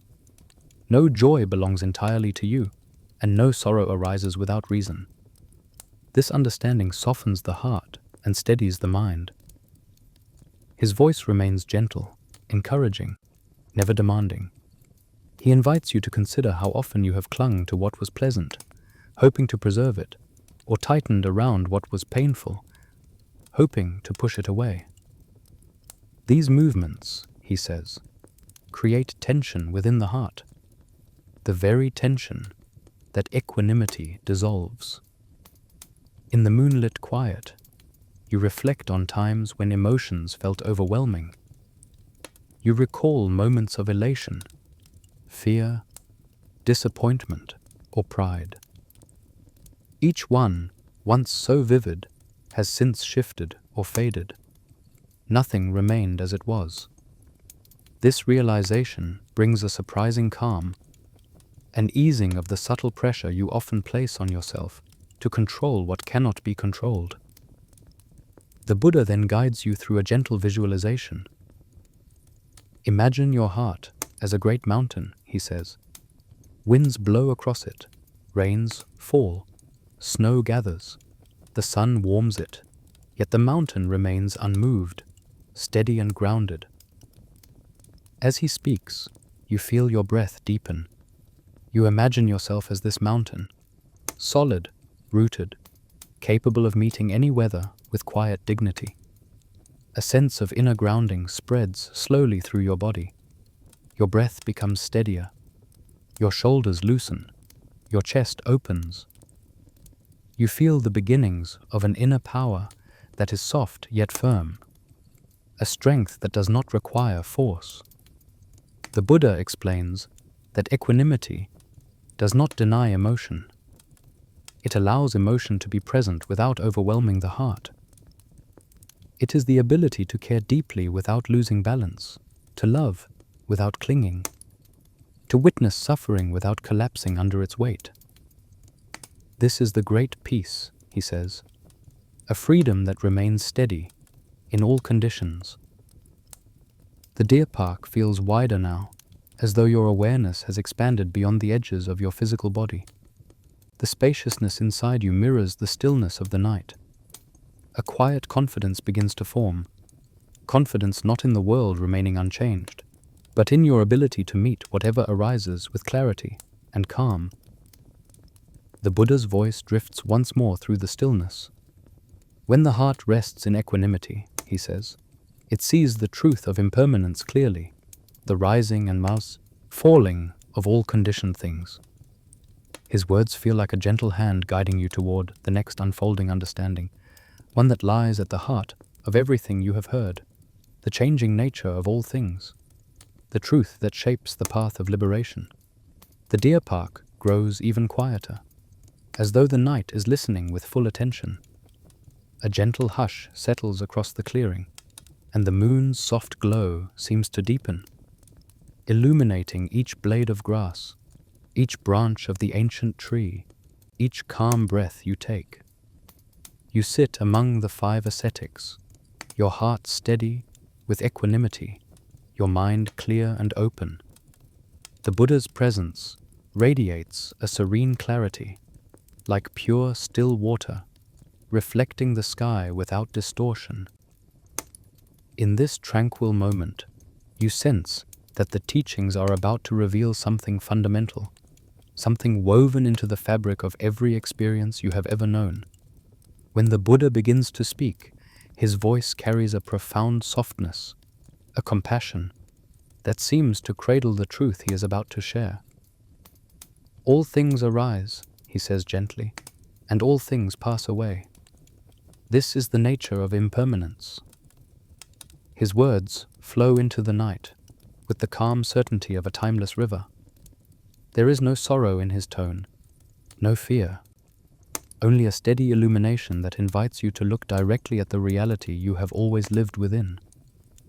He explains that everything you experience, the sensations in your body, the emotions in your heart, the thoughts drifting through your mind, exists only for a moment before it changes. Even the breath you are taking right now is already fading into the past, replaced by the next, and then the next. Nothing stands still. Nothing remains exactly as it was. Change, the Buddha says, is not a flaw in the world. It is the world. As you listen, your awareness sharpens subtly. You feel the rise and fall of your chest, the subtle shifting of muscles, the faint stir of air against your skin. Even in this moment of stillness, movement is happening within and around you. You realize that you have been witnessing impermanence your entire life, yet rarely with clarity or acceptance. The Buddha's words help you see it now with gentle honesty. He speaks of the feelings that come and go, how joy blooms brightly but cannot be held, how sadness settles in and then drifts away, how fear flares and dissolves, how peace opens and closes like a flower responding to the sun. You reflect on moments from your past, celebrations, disappointments, quiet evenings, unexpected struggles. None of them lasted. Even the most intense experiences eventually softened into memory. The Buddha's teaching brings a calm acceptance to this truth, as though a silent weight has lifted from your shoulders. Because all things change, he continues, clinging brings suffering. We cling to what is pleasant, hoping it will remain. We resist what is unpleasant, fearing it will endure. Yet both hopes and fears arise from misunderstanding the nature of life. His tone is compassionate, never accusatory. He understands the human impulse to hold on, to protect what feels meaningful, to avoid what feels painful. But he also invites you to see that this grasping, this pushing and pulling, binds the heart more tightly than any external circumstance ever could. The moonlight shifts slightly as a breeze passes through the clearing, brushing your skin with coolness. The sensation appears, stays for a moment, and then dissolves. Just like that. Impermanence in motion. You observe it quietly, and for the first time, instead of wishing the moment to last or fearing its end, you simply let it be. A soft, liberating ease flows through your chest. The Buddha describes how understanding impermanence brings wisdom. When you see that all things change, he says, you meet each moment with gentleness. You let experiences rise and fade naturally. You stop trying to hold the unholdable. His words evoke the image of standing on a shore, watching waves wash in and out. You cannot stop them, nor do you need to. You simply witness the ocean's rhythm, steady and vast. He invites you to reflect on your relationships, your possessions, your accomplishments, your struggles. Each one has changed. Each one will continue to change. And yet this truth does not feel bleak. It feels freeing. You begin to see that impermanence is what allows growth, healing, renewal, and transformation. Without change, no seed could become a flower, no wound could mend, no sorrow could fade, no joy could arise fresh and new. The clearing feels more luminous now, as though the night itself has softened under the weight of this understanding. You sense a subtle readiness in your heart, a willingness to release the tight grip you sometimes place on people, moments, or emotions. Impermanence reveals that clinging is unnecessary, because nothing can be frozen in time anyway. All things move, shift, breathe, and transform. The Buddha's gaze moves gently across those gathered. When impermanence is understood, he says, the heart begins to loosen its attachments. It becomes free to love without grasping, to care without fear, to experience life fully without being bound by it. These words settle deeply, opening a quiet clarity inside you. You begin to feel how understanding impermanence leads naturally to the next step, learning to release attachment itself, to free the heart from clinging, and allow it to rest in spacious ease. The night in the deer park has settled into a deep, luminous quiet, as though the world has paused to cradle the truth that has just unfolded. The moon hangs serene above the clearing, bathing the Buddha and the 5 ascetics in a gentle, silvery glow. You sit with your breath soft and slow, still held in the tender realization of impermanence. Every rise and fall of your chest feels like a reminder that nothing remains fixed, not the breath, not the body, not the thoughts drifting through your awareness. And in this recognition, something in your heart feels subtly unbound, as though a tight knot has loosened. The Buddha's voice enters the stillness with the calm clarity of a lantern gently brightening the darkness. When you understand that all things arise and pass away, he says, you begin to see that clinging is the cause of suffering. His tone is not sharp or demanding. It is soft, compassionate, inviting you to turn inward with kindness. Clinging is the hand that holds too tightly. It grasps at what cannot be held and resists what cannot be stopped. As you listen, a breeze moves softly through the clearing, stirring the tall grasses into a slow, rippling dance. The Buddha lifts his gaze toward the open sky, illuminated with drifting moonlit clouds. Look at the clouds, he says. They appear, They change shape. They dissolve. They do not struggle to remain. They do not cling to their form. And the sky does not hold them. It lets them pass in their own time. You follow his gaze upward. The clouds indeed move across the sky with effortless grace, forming, dissolving, reforming in gentle silence. Their ease feels like a teaching in itself. You imagine the mind as the sky, vast and open, and your thoughts, emotions, and desires as the drifting clouds. They arise. They linger. They fade. None of them last. None of them belong to you. They are simply passing weather in the spaciousness of awareness. The Buddha turns his attention back to the group. Non-attachment does not mean not caring, he says gently. It means caring without possessing. It means allowing each experience to arise in its time and fade in its time, without forcing it to stay or pushing it away. His words feel like a balm, easing any fear that non-attachment requires cold distance. Instead, it feels like warmth without grasping, love without fear, compassion without the weight of expectation.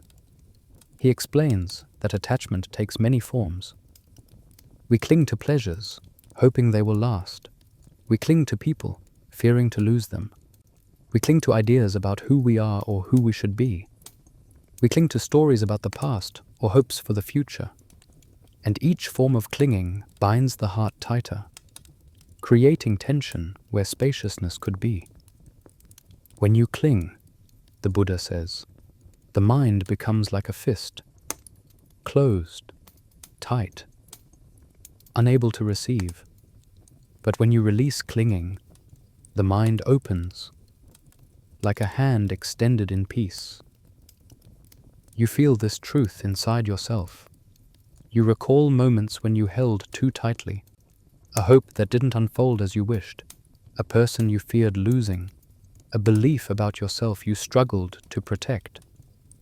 Each of those moments brought a heaviness, a contraction, a sense of being trapped. Now, in the presence of the Buddha's teachings, you feel the possibility of letting go, not as abandonment, but as freedom. He guides you softly into a contemplation. Imagine holding a handful of sand, he says. If you squeeze your hand, the sand slips away. But if you hold your palm open, the grains remain gently, resting without pressure. This imagery settles into your mind like a whisper of wisdom. You sense how life becomes gentler when the heart loosens its grip. The Buddha speaks of non-attachment as a practice of trust, a trust in the natural unfolding of life, in the rhythm of arising and passing, in the truth that every moment contains its own wisdom when met with openness. This trust allows the heart to rest, no longer fighting the tide of change, no longer exhausted by the attempt to hold the unholdable. A deeper ease spreads through your chest as you breathe. You imagine yourself standing beneath a sky of drifting clouds, letting each thought, each sensation, each hope, each fear pass through you without needing to cling or push away. The spaciousness feels like a quiet liberation, a soft awakening to the truth that you are not defined by what you try to hold on to. The Buddha's voice softens even further. When clinging falls away, he says, you begin to see the nature of experience more clearly. You realize that the things you grasp at have no solid essence, no fixed self behind them.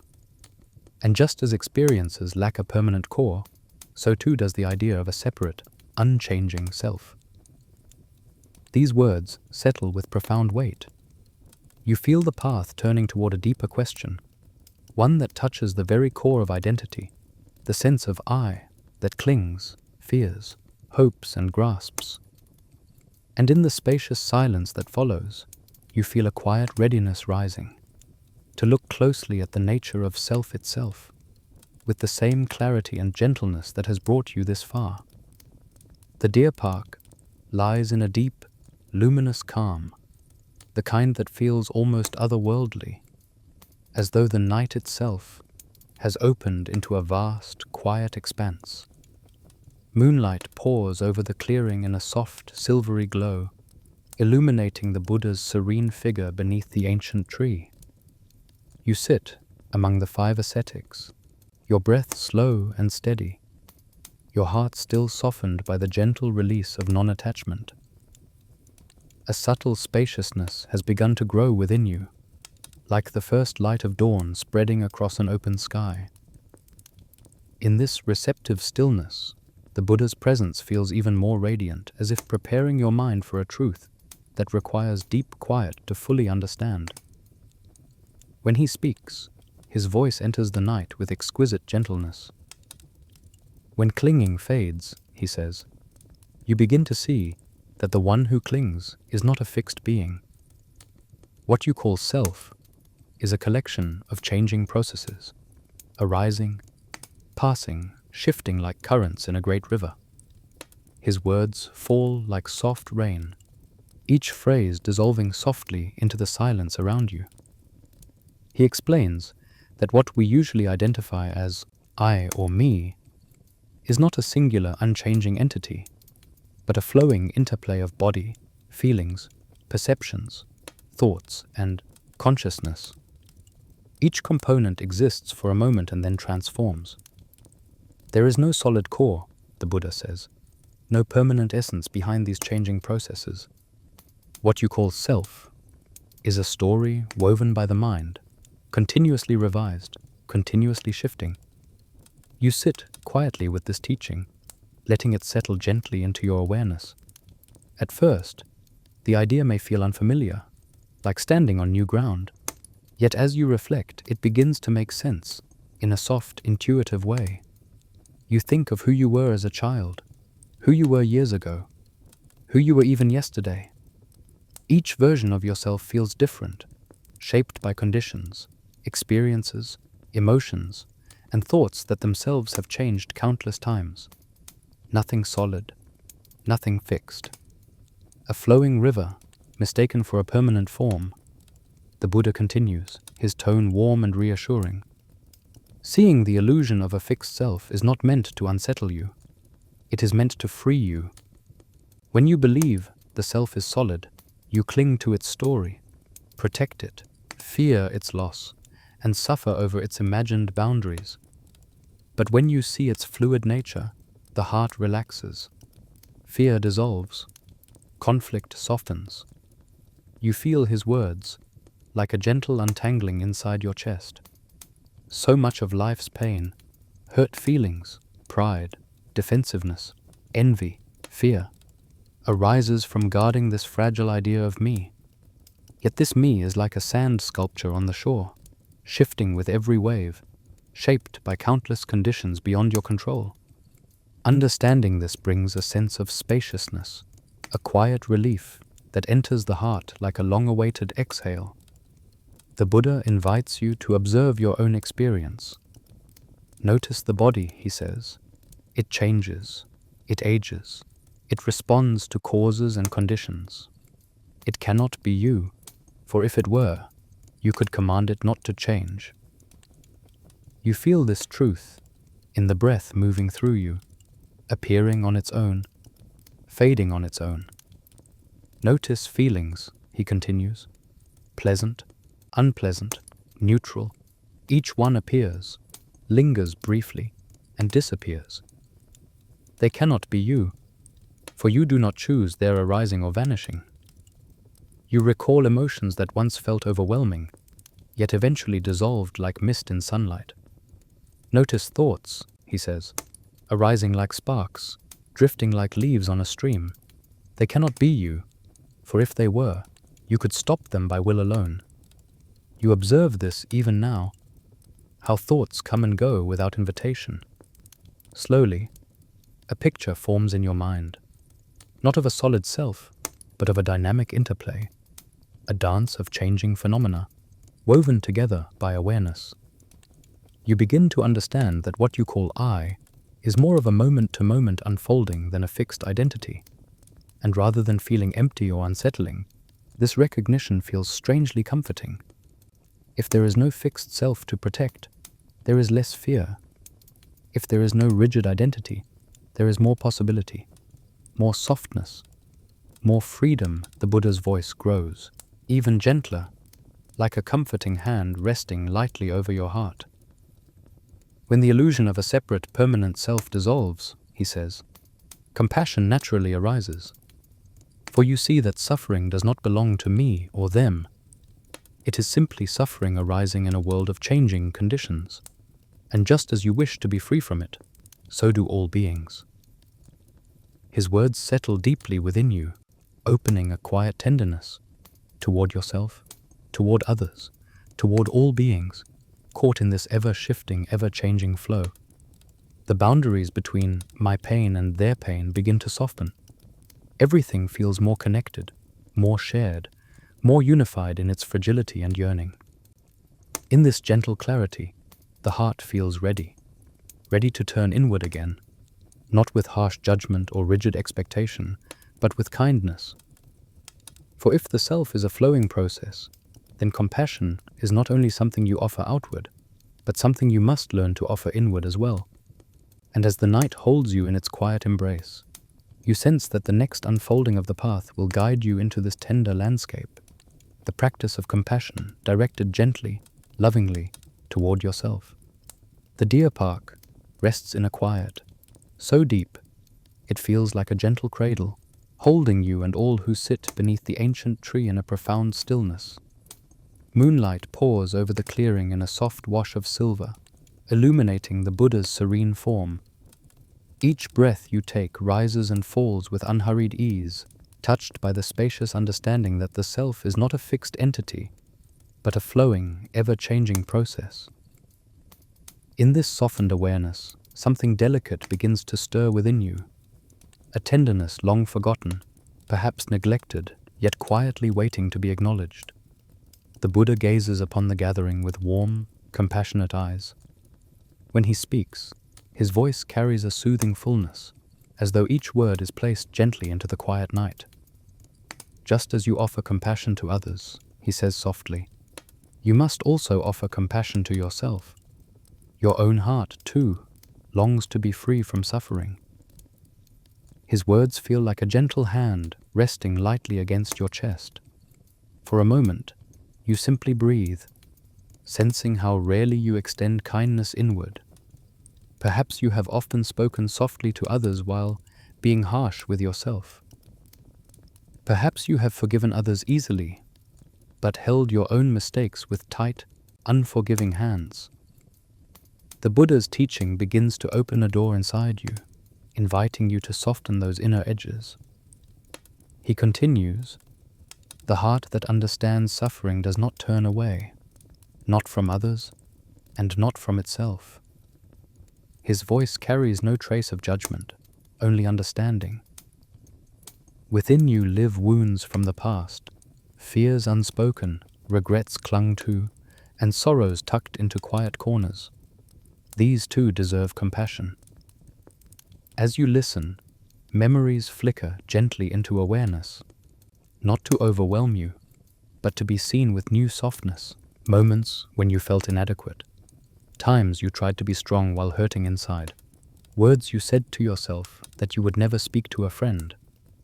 The Buddha encourages you not to push these memories away, nor to cling to them, but to hold them as you would hold something fragile, with care, gentleness, and patience. Imagine, he says, that within you is a younger self, a being who learned to fear, who learned to doubt, who learned to grasp and cling, because they believed it was the only way to feel safe. His voice softens further, becoming almost a whisper. Offer compassion to this being. Let them know they are seen. Let them know they are forgiven. Let them know they are worthy of peace. As his words settle into your heart, a tender warmth begins to rise in your chest.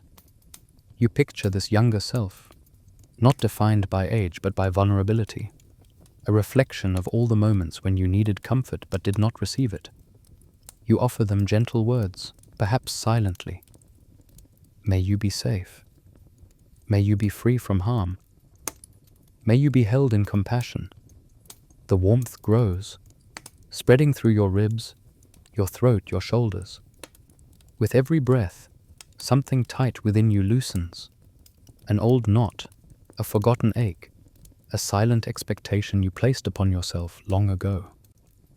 Compassion becomes not a concept, but a sensation, a soft and steady presence flowing through your being.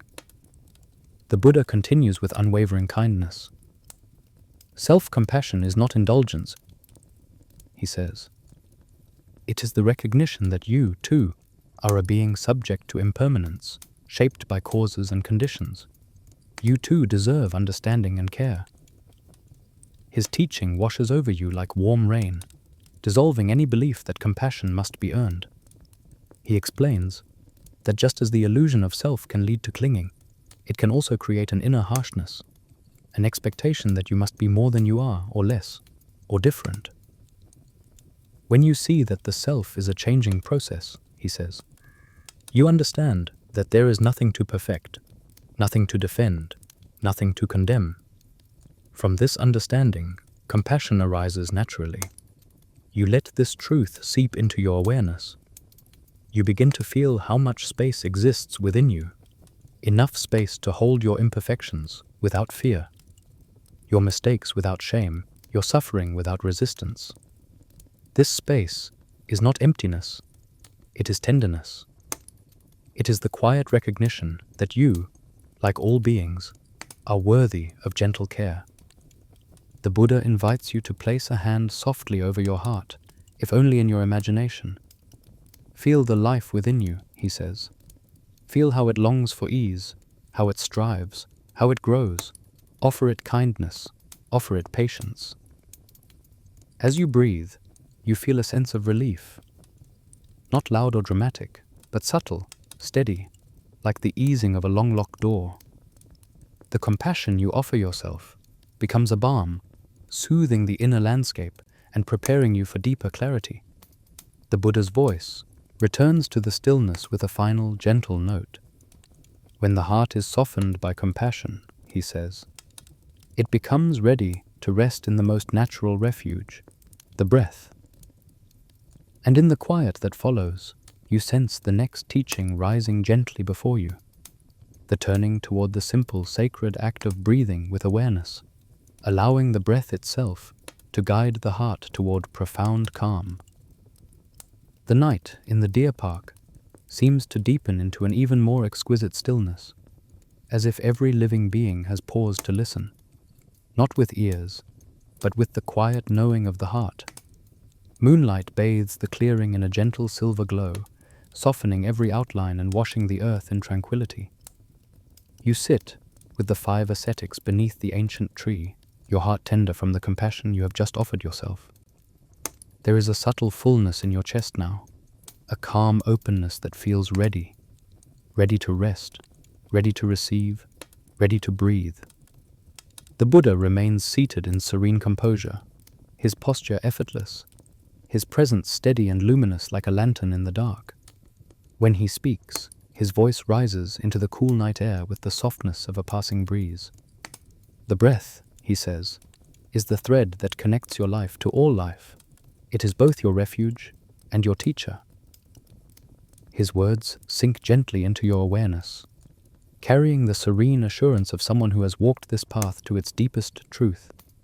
He invites you to bring your attention to the simple act of breathing, to feel the coolness of the inhale entering the nostrils, to feel the warmth of the exhale leaving the body.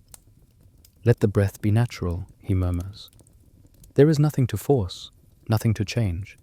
Simply know each breath as it arises, remains, and fades. You allow your awareness to settle upon the breath. The world narrows gently into this intimate rhythm. The soft pull of air into the lungs, the subtle rise of the chest, the quiet release on the out-breath. Each inhale feels like a small opening, each exhale a soft surrender. The breath becomes a cradle, holding you in the present moment. The Buddha continues, breathing is not yours alone. Every being that lives, breathes. Every tree exhales what you inhale. Every creature rests in this same rhythm. His words expand your awareness outward. You begin to feel the interconnectedness of breath, the way your inhale is shaped by the work of leaves, the way your exhale becomes nourishment for the world around you. For a moment, you imagine the entire deer park breathing with you, the tall grasses rising and falling in slow waves, the deer resting nearby, the insects moving in tiny rhythms, the trees swaying with their ancient pulse. Everything is part of this shared respiration, this great ocean of breath that unites all life. You are not breathing alone, the Buddha says softly. You have never breathed alone. The truth of this settles into you with a gentle, expansive warmth. The breath becomes more than a bodily function. It becomes a bridge, a connection, a reminder that your life is woven into the vast tapestry of existence. You feel your chest soften as this understanding deepens. There is comfort here, a sense of belonging that does not need to be earned. The Buddha guides you further. As you breathe in, know you are receiving the gift of the world. As you breathe out, know you are returning your own gift to it. With each inhale, you sense gratitude rising naturally. With each exhale, you feel a quiet offering of ease. Breathing becomes an expression of harmony, an intimate dialogue between your body and the world around you. He encourages you to follow the breath all the way to its depths.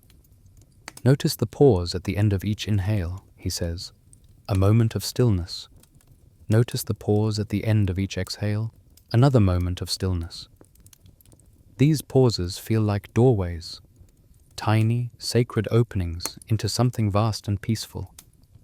You linger there gently, touching a calm beyond words. The Buddha speaks of the breath as both anchor and compass. When the mind wanders, he says, return to the breath. When emotions rise, return to the breath. When confusion clouds your vision, return to the breath. His tone carries reassurance, reminding you that the breath is always available, steady, faithful, alive. It asks for nothing. It simply offers itself, moment after moment. As you sit beneath the moonlit sky, you feel your breath syncing with the rhythms around you.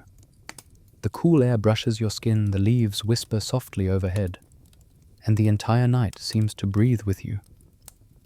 The boundary between inside and outside begins to blur. The breath moves through you, but it does not belong to you. It belongs to everything. You are part of a vast, gentle circulation of life. The Buddha's voice comes once more, warm and steady. When you breathe with awareness, he says, the heart grows peaceful, and from this peace arises a natural inclination toward harmony, with yourself, with others, and with the world. You feel this truth blooming quietly within. A peaceful breath leads to peaceful thoughts, peaceful words, peaceful actions.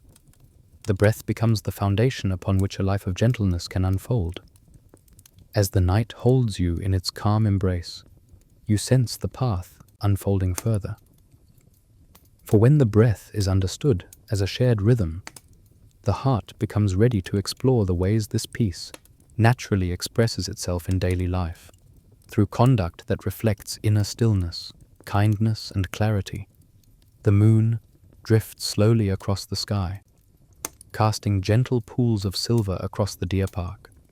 A hush settles over the clearing, deep and all-encompassing, as though the earth itself has entered a long, peaceful breath.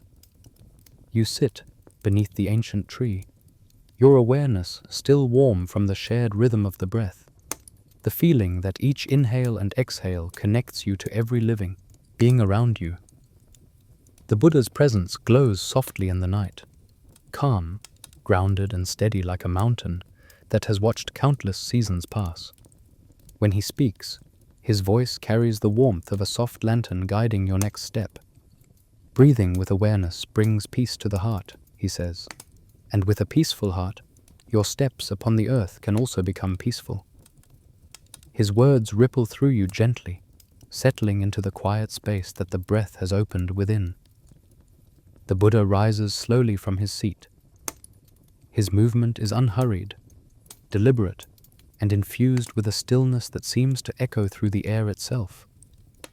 Even the soft rustling of his robe carries a sense of presence. He takes a step forward, then another. Each foot meets the earth with an exquisite gentleness, as if honoring the ground beneath him. You watch closely, noticing how his entire being seems unified with the movement, as though the body, breath, and mind are flowing in one seamless harmony. Walking meditation, he says softly as he returns to his seat, is the art of bringing mindfulness into motion. It is the practice of letting each step be a moment of full awareness, aware of the body, aware of the earth, aware of the heart. He gestures toward the open clearing, inviting you to imagine your own feet touching the soil with that same quiet reverence. You close your eyes briefly and picture yourself standing, the soles of your feet making gentle contact with the earth. The ground is cool, steady, alive. You imagine taking a slow step, feeling the heel meet the soil, then the arch, then the ball of the foot, then the toes. A single step becomes an entire experience, present, intimate, complete.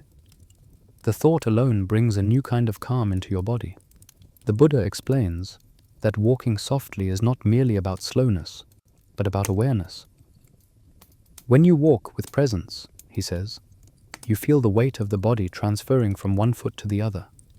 You feel balance shifting, the subtle engagement of muscles, the meeting of earth and flesh. You feel the support that the ground offers you with every step. You sense the truth of this even while sitting. The body is always in movement, breathing, pulsing, adjusting, living. Walking with awareness allows the body to reveal its own quiet wisdom, that life is not a rush toward a destination, but a series of moments, each one deserving attention.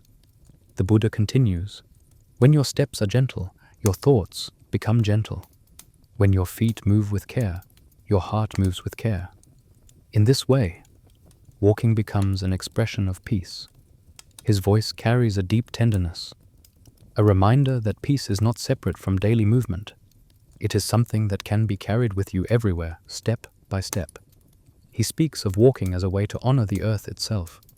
Each step touches the ground that nourishes you, he says. The same earth that supports all beings, trees, animals, insects, people. When you walk with awareness, you recognize this connection. You walk not as a separate being, but as one part of a vast, interconnected whole. A warm fullness rises within your chest at this image. You picture yourself walking through a forest path, each step a gentle whisper against the soil, each movement sending a message of gratitude to the world beneath your feet. The beauty of it fills your awareness, a walking that harms nothing, disturbs nothing, only honors. The Buddha also speaks of the healing power of mindful walking. When the heart is troubled, he says, let your steps be slow. Let each step carry away a little bit of worry, a little bit of heaviness. Let each step return you to the present moment. You imagine this too, walking with the weight of sorrow, and with each step, feeling that weight diffuse into the earth, absorbed by something vast enough to hold it. His teaching blooms gently in your awareness. Walking can be a meditation, a healing, a ceremony. It can be a way of grounding the body, soothing the mind, softening the heart. As you breathe, you feel an inner stillness unfurl even deeper. The world seems quieter, the night more spacious. You sense how the simple act of moving through life, one step, one breath, can become a sacred practice when guided by awareness. The Buddha's voice softens, glowing like a warm ember in the dark. When your steps are mindful, he says, your life becomes mindful. And when your movements honor the truth, your words will begin to honor it too. And with that quiet insight settling into your heart, you feel the gentle unfolding of what comes next. The exploration of truthfulness not as a rule, but as a natural expression of a life lived with awareness, care, and presence. The moon drifts gracefully across the quiet sky, its pale glow casting long, gentle shadows across the deer park. The air feels cool and clean, brushing softly against your skin, as though it carries the breath of countless trees, the whispered wisdom of the still night. You sit beneath the ancient canopy with the 5 ascetics, your heart still steady from the practice of mindful walking. A subtle clarity lingers within you, born from each careful step, each moment of presence, each breath shared with the world. In this clarity, even the silence feels luminous. The Buddha's presence radiates a calm brightness, as if the stillness within him is its own form of light. When he speaks, his voice carries that very brightness, gentle, yet unmistakably clear, like moonlight reflecting across quiet water. When your steps honor the truth, he says softly, your words begin to honor it as well. Truthfulness is the natural expression of a mind that is free from confusion. His words settle over you with a warm steadiness. You feel their truth before you even fully grasp them. Honesty is not merely a rule to be followed. It is a reflection of inner harmony. A heart unburdened by deceit, exaggeration, or concealment shines with a quiet clarity, an inner light that guides you and comforts others. The Buddha continues, when you speak what is true, your words become like a lamp in the night. They illuminate understanding. They bring ease. His tone is not stern. It is compassionate, as if he knows how often people hide behind untruths, not out of malice, but out of fear, confusion, or the desire to protect themselves. He speaks with the gentleness of someone who sees both the wound and the healing. He encourages you to consider the subtle forms of dishonesty, not only lies spoken aloud, but the ways in which you sometimes speak to appear more admirable, or out of fear of disappointing others, or to avoid discomfort. These distortions, he says, may seem small, but they weigh heavily on the heart. They create a gap between who you truly are and who you present to the world. To speak truthfully, he says, is to close that gap. It is to rest in your own authenticity. His words draw a soft breath from your chest. You remember times when you felt the tension of withholding truth, the heaviness of pretending, the quiet exhaustion of carrying unspoken feelings. And then you remember moments when you spoke honestly, gently, respectfully, and felt relief bloom inside you like a flower opening to morning light. Honesty, the Buddha teaches, is not about harshness. It is about alignment. Let your words be guided by compassion, he says, for truth without kindness can wound, and kindness without truth can mislead. This balance feels like a lantern held in steady hands, neither too bright nor too dim, illuminating the path without blinding those who walk it. You begin to see how truthfulness can embody gentleness, how honesty can be spoken softly yet powerfully. He describes truthful speech as an offering. When you speak honestly, he says, you offer others the gift of clarity. You allow them to see you as you truly are. You allow them to make choices based on understanding rather than illusion. His voice resonates inside you with the calm certainty of a universal truth. Honesty creates trust. Trust creates openness. Openness allows for genuine connection. You imagine a world where words are spoken with such care, where misunderstanding dissolves, where hearts meet without the walls created by fear or pretense. This vision fills you with a tender warmth. Speaking truth becomes not a burden but a pathway to intimacy, peace, and harmony. The Buddha continues, truthfulness also lights the way inward. When your words reflect your heart becomes easier to understand. You no longer hide from yourself. You see your intentions clearly. These words touch something deep within you. So often, dishonesty, especially toward oneself, blurs the inner landscape. But truth clarifies, it steadies, it frees. He offers one final thought. A heart that speaks truth naturally becomes generous. For when you are no longer guarding illusions, your hands and mind open to giving.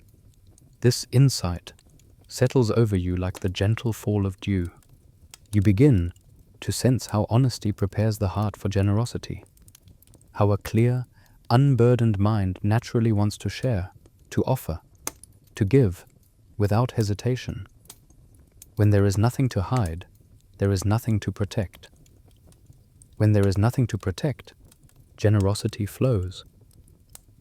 The night deepens, the moon brightening as though in agreement with the Buddha's words.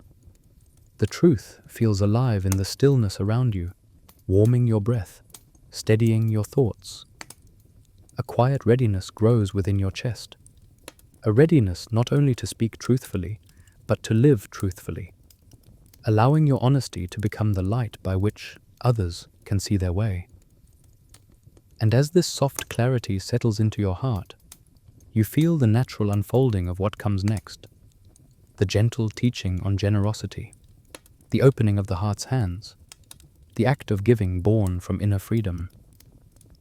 The moon glows gently above the deer park, its soft silver light bathing the clearing in a peaceful radiance. The air is cool and quiet, touched by the faint rustle of leaves swaying in the night breeze. You sit beneath the ancient tree with the 5 ascetics, your heart still warm from the Buddha's teachings on truthfulness.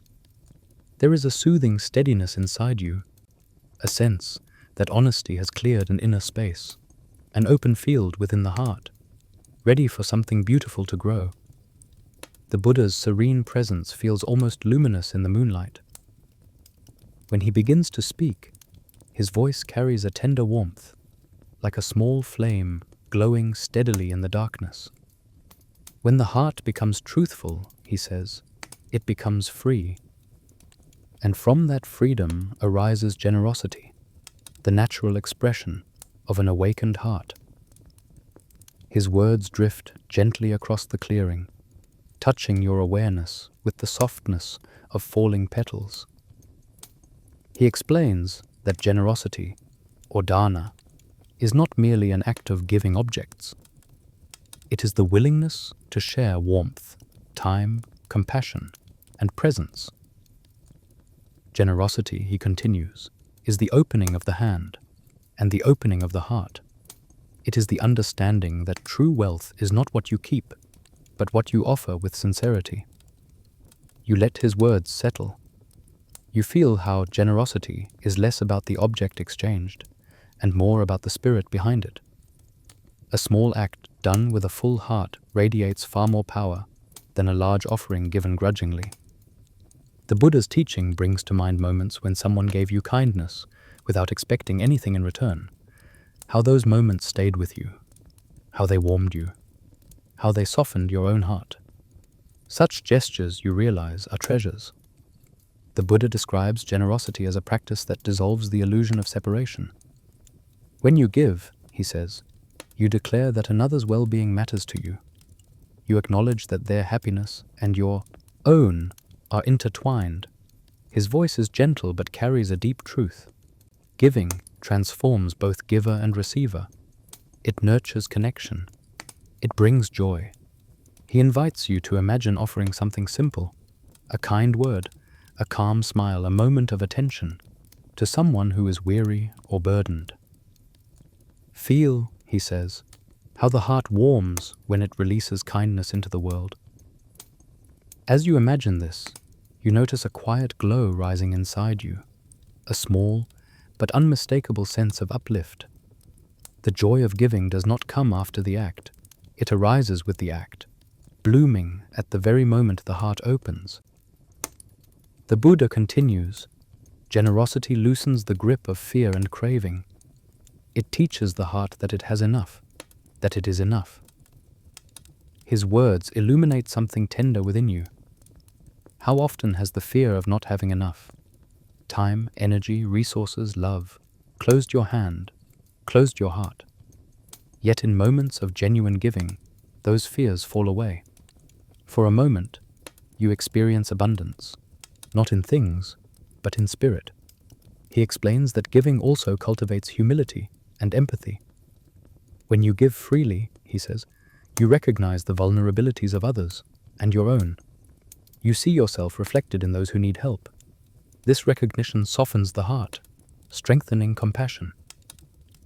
The thought resonates deeply. To give is to see yourself in others. It is to acknowledge that every being struggles, hopes, and longs for ease. The Buddha speaks of how generosity does not need applause. Its beauty lies in its quietness, in the unnoticed acts, the unspoken kindnesses, the gentle offerings that bloom in silence. When the heart gives without seeking reward, he says, it discovers a joy that cannot be measured. You feel this joy rising gently within you like the first light of dawn. A fullness expands in your chest, warm and steady. You imagine yourself moving through the world with open hands, offering kindness where it is needed, comfort where there is sorrow, joy where there is none. In this vision, giving feels natural, effortless, born from a heart that no longer clings but flows. The night around you seems to shimmer subtly, as though the air itself is responding to this inner shift. The tree above you stands tall and generous, offering shade, offering oxygen, offering shelter without asking anything in return. The earth beneath you offers support freely. Even the moon offers its light. You begin to recognize generosity everywhere, woven into the fabric of life. The Buddha's voice softens into a gentle whisper.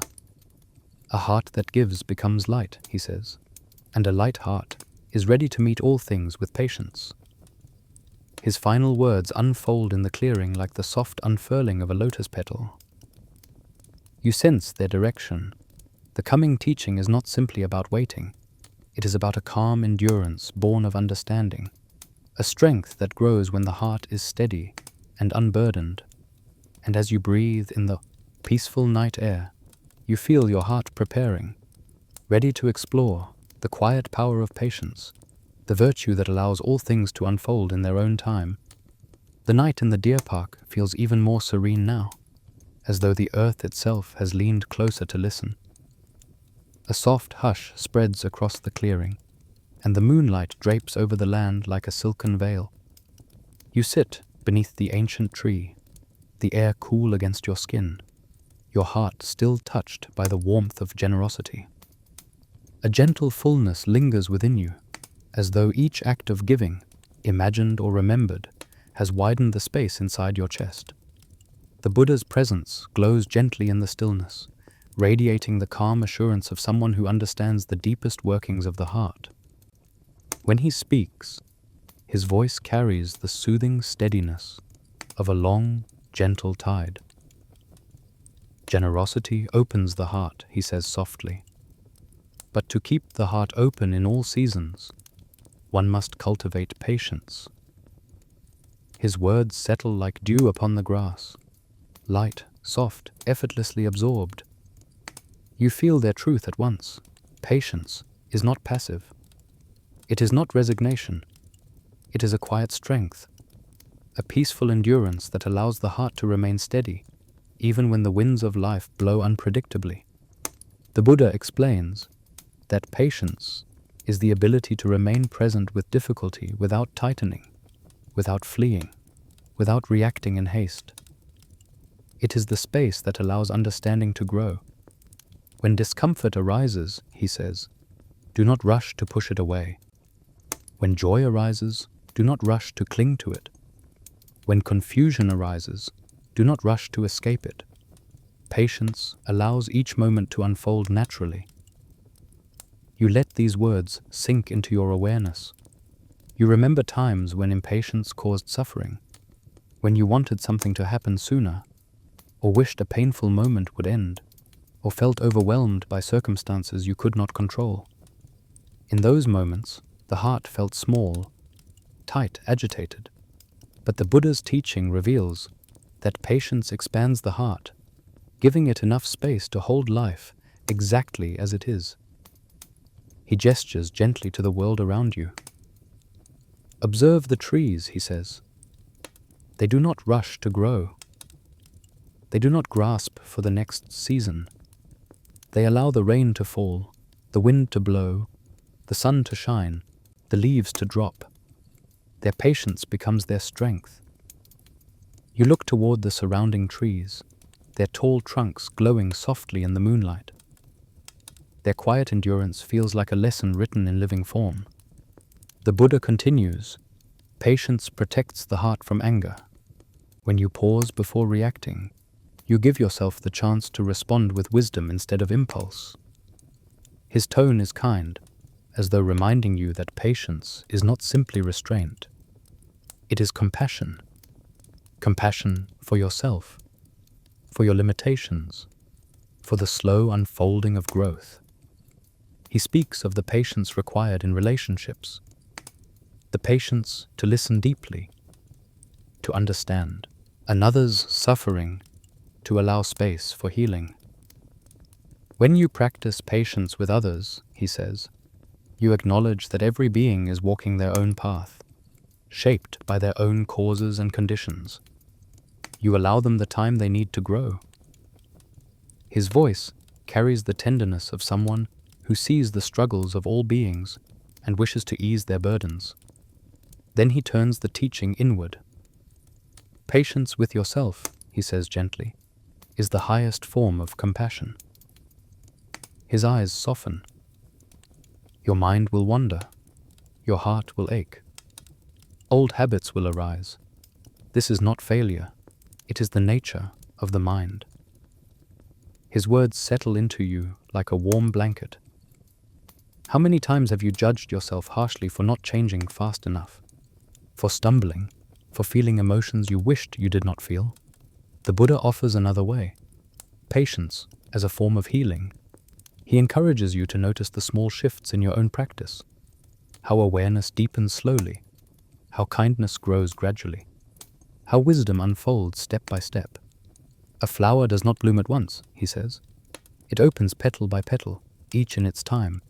Your awakening is no different.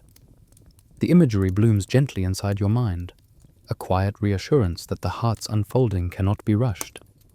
As you breathe into this understanding, you feel a soothing calm spreading through your chest.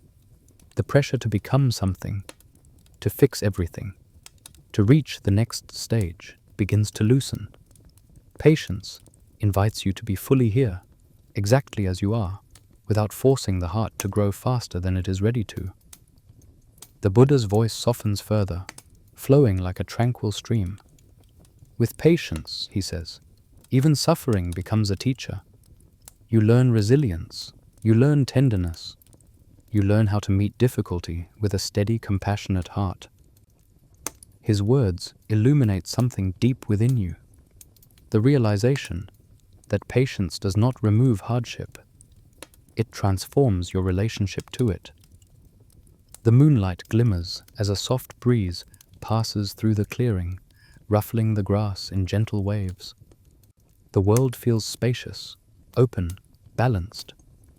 And within that spaciousness, you sense the next teaching forming, a teaching that will guide you deeper into the heart of peace, how to meet adversity not with resistance, but with calm understanding, allowing inner clarity to shine even in moments of challenge. The night deepens around the deer park, wrapping the clearing in a comforting blanket of darkness. The moon glows gently overhead, casting silvery light across the ground and illuminating the quiet forms of the 5 ascetics seated nearby. You sit among them, feeling the soft imprint of patience still lingering in your chest. The air carries a cool stillness, and even the distant sounds of insects seem softer, gentler, as though the world itself is resting more deeply. In this calm, the Buddha's presence radiates a sense of unwavering composure, like a lantern flame that does not flicker even when the wind shifts. When he speaks, his voice is warm and steady, a grounding force against the unknown challenges that life inevitably brings. Even with patience, he says gently, Difficulty will arise. No path is free from hardship, but what matters is not the presence of difficulty. It is how you meet it. His words settle into the quiet with the weight of truth, yet they hold no heaviness. Instead, they bring a sense of relief, a reminder that struggle is not a personal failure but a natural part of existence. He continues, suffering is not only what happens to you, it is how the mind grasps or resists what happens. When the heart is calm, difficulty becomes less sharp, less consuming. It becomes something you can observe rather than drown in. You feel the depth of this teaching as it gently touches your awareness. You recall moments when difficulties felt overwhelming, times when fear tightened your chest, when anxiety clouded your thoughts, when sorrow filled your vision, until you could see nothing else. And you recognize how the Buddha's words offer a way to move through such storms with clarity. He invites you to imagine a lake. When the surface is stirred by wind, he says, the water becomes turbulent, and you cannot see the reflection of the moon. But when the wind settles, the lake becomes still again, and the moon appears with perfect clarity. You picture this image, the moon resting upon the calm water, the turbulence below fading. The Buddha explains that the same is true of the mind. When challenges arise, the mind may become unsettled, but through awareness and gentle attention, it can settle again. Calm, he says, is not the absence of difficulty. It is the ability to remain steady within it. You breathe softly, feeling the truth of his words, finding their place within you. Calmness is not something distant. It is not something reserved for extraordinary people. It is a natural state of the heart when it learns not to fight every experience, not to cling to outcomes, not to fear discomfort. You begin to sense how this calmness might arise in your own life, through patience, through awareness, through gentle understanding. The Buddha continues with the same quiet compassion that has guided each teaching. When difficulty comes, he says, do not turn away. Look gently at what arises. Notice the sensations in the body, the tightening, the heat, the pressure. Notice the thoughts, the stories, the fears, the judgments. Notice the emotions, the sorrow, the frustration, the confusion. His tone remains soft, never demanding. Observe all of this as part of your experience, not as your identity. His words encourage you to see challenges not as enemies, but as teachers, each one revealing something about the mind, something about the heart, something about the nature of reality. You begin to understand how calmness arises not from avoiding difficulty, but from turning toward it with curiosity and kindness. He adds, when you face difficulty with awareness, you allow yourself to respond rather than react. Reacting is the movement of habit. Responding is the movement of wisdom. You feel these words settle with a sense of possibility. How different life might feel if you could respond from a place of clarity, rather than reacting from fear or old patterns. The Buddha speaks of the breath as a tool for navigating hardship. When the heart becomes overwhelmed, he says, return to the breath. Let each inhale steady you. Let each exhale soften you. You imagine yourself in moments of distress, sitting quietly, breathing slowly, letting the storm inside you settle. A sense of gentle strength arises from this image, a reminder that calmness is always one breath away. He offers one more teaching. Nothing difficult lasts forever. All things change. Even the heaviest sorrow lightens with time. Even the harshest storm eventually passes. Remembering impermanence helps the heart endure with grace. These words feel like a soft hand resting reassuringly on your shoulder. They do not deny suffering. They offer a way through it. The clearing feels quieter now, as though the night has absorbed the Buddha's teachings, and holds them gently in its dark embrace. You feel the beginnings of a steadying presence within yourself, a small flame of calm that you can nurture and return to whenever life becomes heavy. The Buddha lets a moment of silence settle before speaking again. To meet difficulty with calmness, he says softly, you must learn to listen, not only to your own heart, but to the hearts of others. Listening opens the doorway to understanding. And as his words drift through the tranquil night air, you sense the path unfolding toward this next practice. The art of deep, compassionate listening, a skill that softens conflict and brings peace to both speaker and listener. The deer park rests beneath the quiet glow of the moon, the night now so still that even the softest breeze seems to tread gently across the clearing. You sit with the 5 ascetics beneath the ancient tree, your breath calm, your heart steady from the Buddha's teachings on meeting difficulty with a peaceful mind. The world feels hushed, as though it is waiting, not out of tension, but out of reverence, for the next truth to unfold. The Buddha's serene presence radiates a gentle warmth that seems to reach every corner of your awareness, inviting you into deeper quiet. When he speaks, his voice is soft but clear, as though woven from the very threads of the night. To understand the suffering of others, he says, you must learn to listen, not with the ears alone, but with the whole heart. His words settle lightly, yet they carry a profound weight. Listening, you realize, is more than hearing sounds. It is the act of offering space, of opening yourself to another's truth without rushing to respond or judge. The Buddha continues, deep listening is a form of compassion. It allows the speaker to feel safe, seen, and understood. As he speaks, you recall moments in your own life when someone listened to you with their full presence. In those moments, a weight lifted from your chest, not because the listener offered solutions, but simply because they made room for your heart to breathe. You begin to understand how precious this gift truly is. The Buddha explains that most people listen with the intention to reply, to defend, or to fix. But deep listening requires stillness of mind. Set aside your expectations, he says gently. Let go of the urge to correct. Allow the other's words to enter you as they are. His voice carries a soothing patience, encouraging you to soften your inner world so that the words of another can land without resistance. He invites you to imagine sitting with someone who is hurt or burdened. Instead of offering advice, you offer your presence. Instead of thinking of what to say next, you breathe.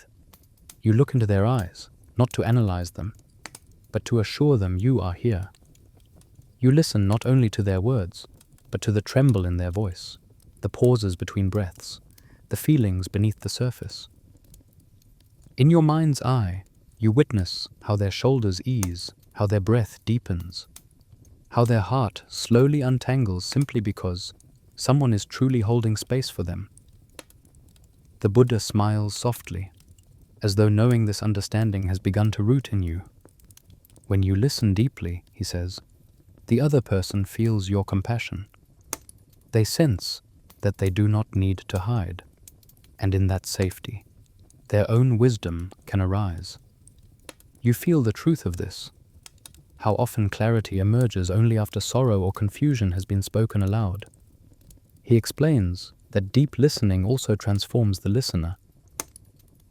When you listen without judgment, he says, you strengthen patience, you diminish ego, you cultivate humility. His tone carries a quiet kindness, reminding you that listening is not simply a service to others, but a path of growth for yourself. It teaches the heart to remain open, to embrace the humanity in another, to soften the rigid boundaries of self. The Buddha describes the practice further. Be attentive to the breath as you listen. Let each inhale anchor you in the present. Let each exhale dissolve any tension that arises. You picture yourself sitting with someone in pain, breathing steadily, letting your calmness become a gentle refuge for them. The practice feels simple, yet profound, a merging of presence, patience, and care. He adds, if judgments arise in the mind, do not suppress them. Notice them gently, then return to listening. If emotions arise, sadness, frustration, fear, acknowledge them softly, then return to the breath. His teaching reveals that deep listening is not perfect listening. It is sincere listening. It is the willingness to be present, despite your own inner waves. The night seems to deepen further, as though each star is leaning in to hear the Buddha's words. You feel a growing stillness inside you, a readiness to listen in this way, not only to others, but to the movements within your own heart. Listening inwardly allows you to recognize your own suffering without harshness, your own hopes without grasping, your own fears without shame. The Buddha's voice softens into a warm glow.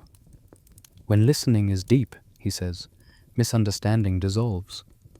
Conflict softens. Hearts draw closer. Sometimes, deep listening alone is enough to heal a wound that words cannot touch. His teaching feels like a balm, reminding you of the power of simple presence. He pauses, letting silence fill the space, allowing the truth to settle fully. The clearing feels expansive, as though the entire night has opened around you. You sense how deep listening creates the conditions for something even more profound, a softening of the heart that naturally leads to forgiveness. And as the Buddha's gaze sweeps gently across the gathering, you feel a quiet opening within himself, ready to receive the next teaching. The healing act of releasing resentment and allowing the heart to be light once more. The deer park is wrapped in a tender quiet, deeper now than at any moment before. The moon hangs high above the clearing, its gentle radiance casting a soft glow over the earth. The ancient tree shelters you and the 5 ascetics beneath its broad branches, and the night feels as though it is holding its breath. Your heart is still warm from the teachings on deep listening, still open, still steady, still touched by the soft understanding that rises when one truly hears another's suffering. In this spaciousness, you begin to recognize the subtle ache of old wounds, the memories that have lingered within you like shadows waiting for light. The Buddha's presence shines gently into this stillness. When he speaks, his voice carries a deep, quiet compassion, like cool water flowing over warm stones. When you listen deeply, he says, you begin to understand the suffering of others, and through understanding, forgiveness naturally becomes possible. His words drift softly through the night, touching the tender spaces within you. He continues, forgiveness is not a declaration that harm was acceptable. It is the release of the burden you have carried within yourself. As you hear this, something inside you loosens, just a little. You think of the grievances you have held, some small and passing, some heavy and lingering. You begin to feel how each one has weighed upon your heart, tightening it, shaping it, dimming its natural light. The Buddha's teaching offers a new way to see forgiveness, not as a gift to another, but as a liberation for yourself. He explains, gently, that resentment is a form of clinging, a clinging to the past, to old pain, to unresolved stories.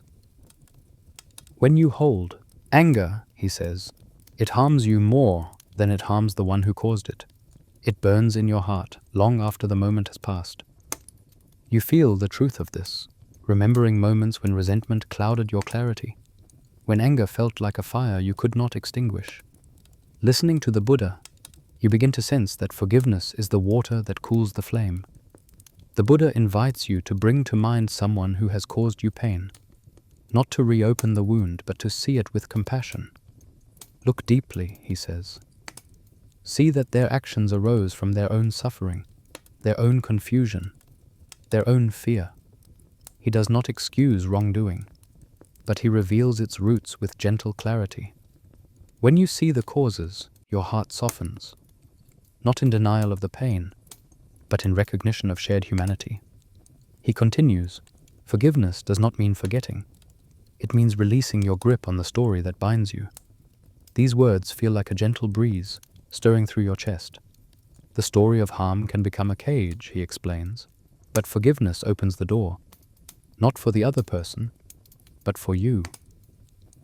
The Buddha pauses, letting silence settle around the teaching. You feel the night deepen, the air grow softer. Then he guides you into a visualization. Imagine holding a stone, he says, one you have carried for a long time.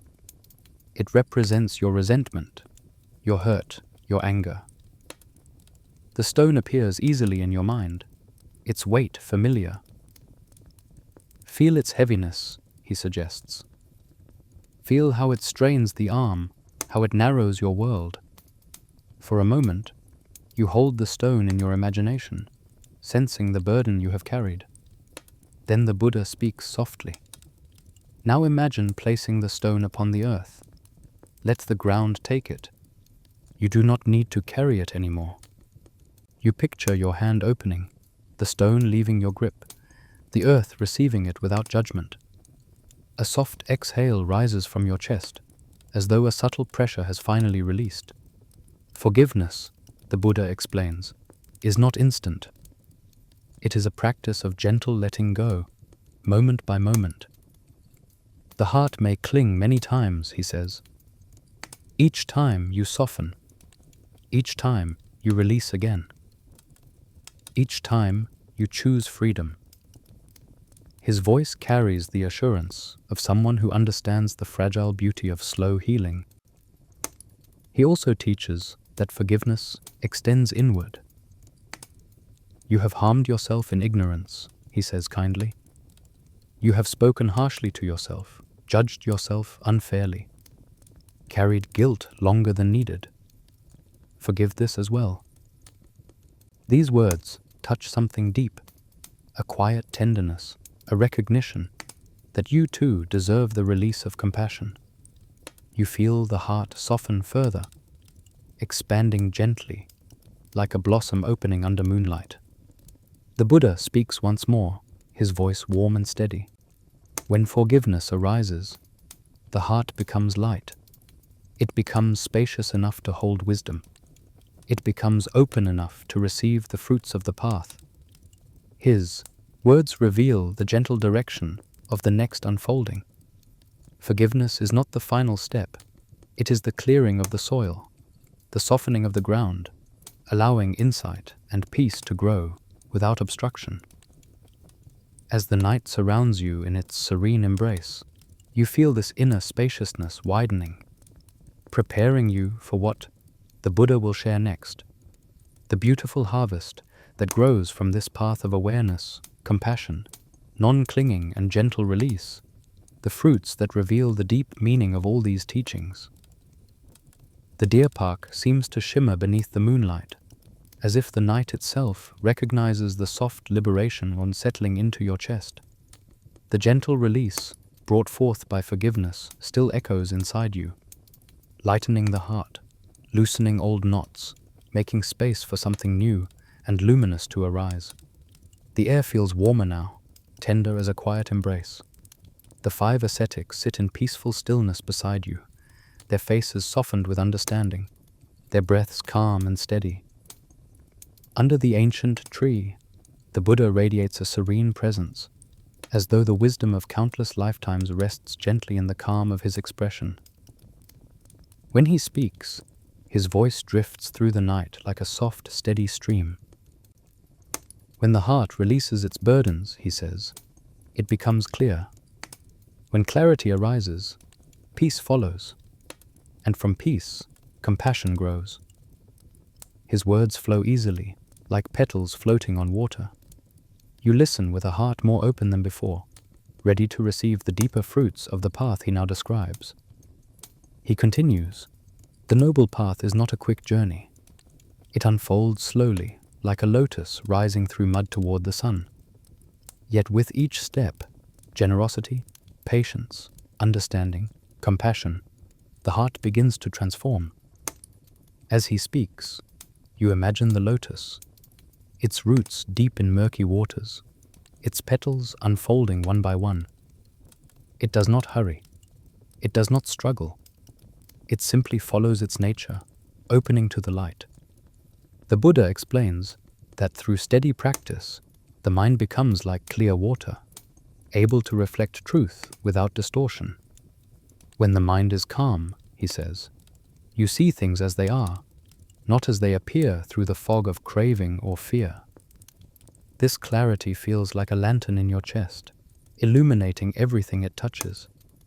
You begin to recognize how this clarity has already begun to form within you, subtly, gently, through each teaching, each breath, each moment of openness. He describes serenity as one of the path's natural fruits, not a forced stillness, but a deep inner calm that remains, even when life shifts and changes.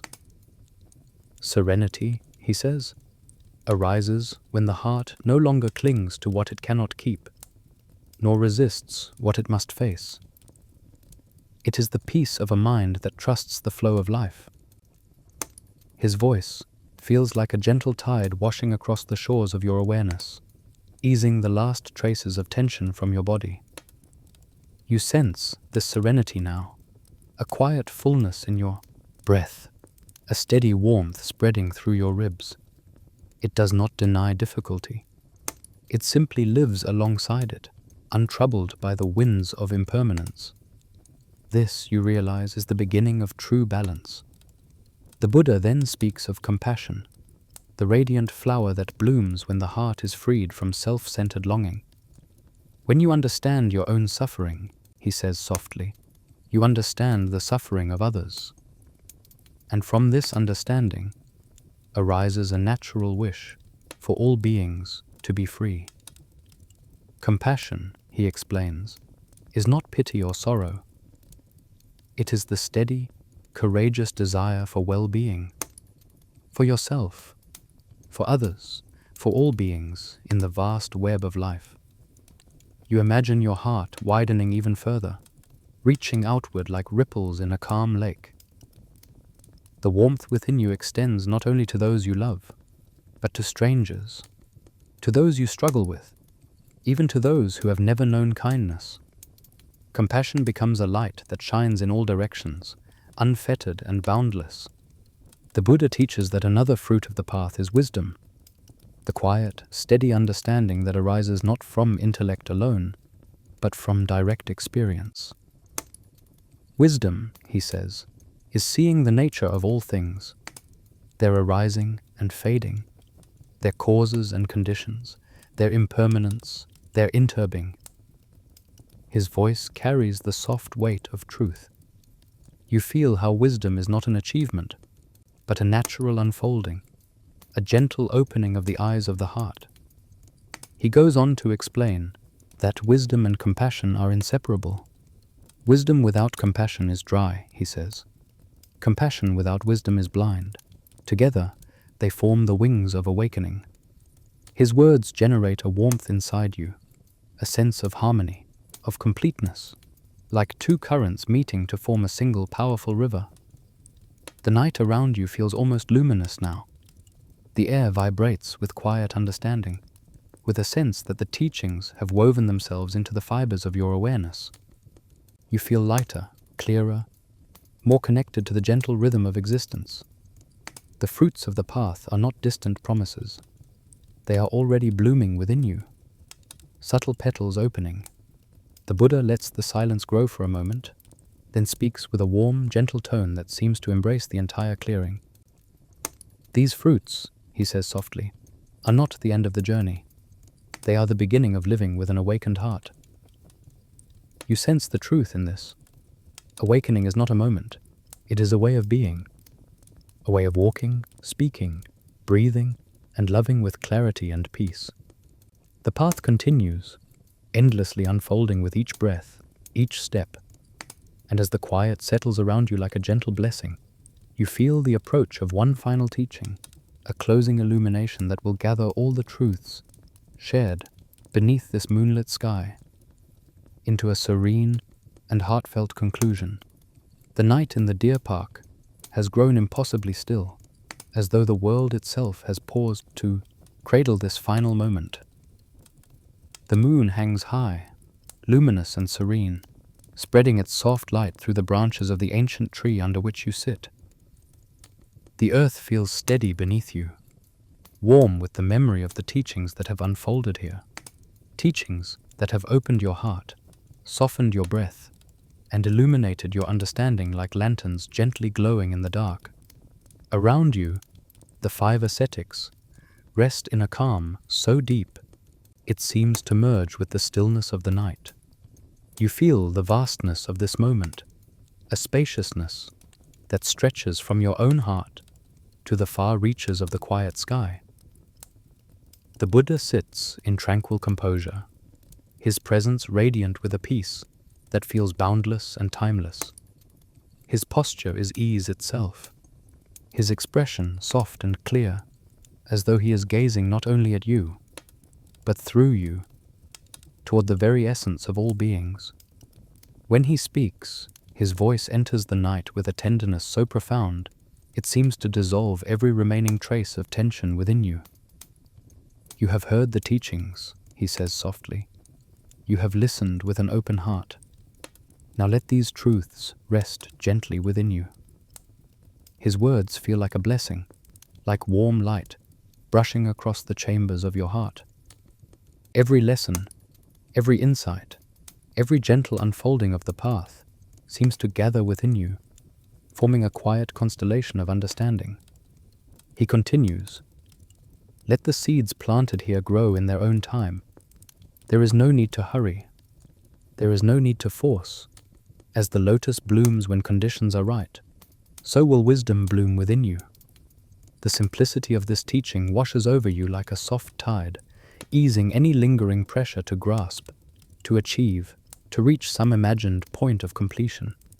You begin to feel how awakening is not a destination, but a living movement, subtle, patient, natural. The Buddha's gaze drifts upward toward the moonlit sky. All things arise, and all things pass away, he says. But the peace you have discovered tonight is not separate from you. It is your own true nature, revealed when the heart is free from grasping and fear. His words settle deep into your awareness, touching something inside you that feels ancient and familiar, a stillness you have always known, yet forgotten in the noise of daily life. He lifts a hand gently, as though blessing the night itself. May you walk this path with kindness, for yourself and for all beings. May your steps be soft, your words truthful, your heart boundless. Each phrase feels like a shimmering thread, weaving itself into the fabric of your being.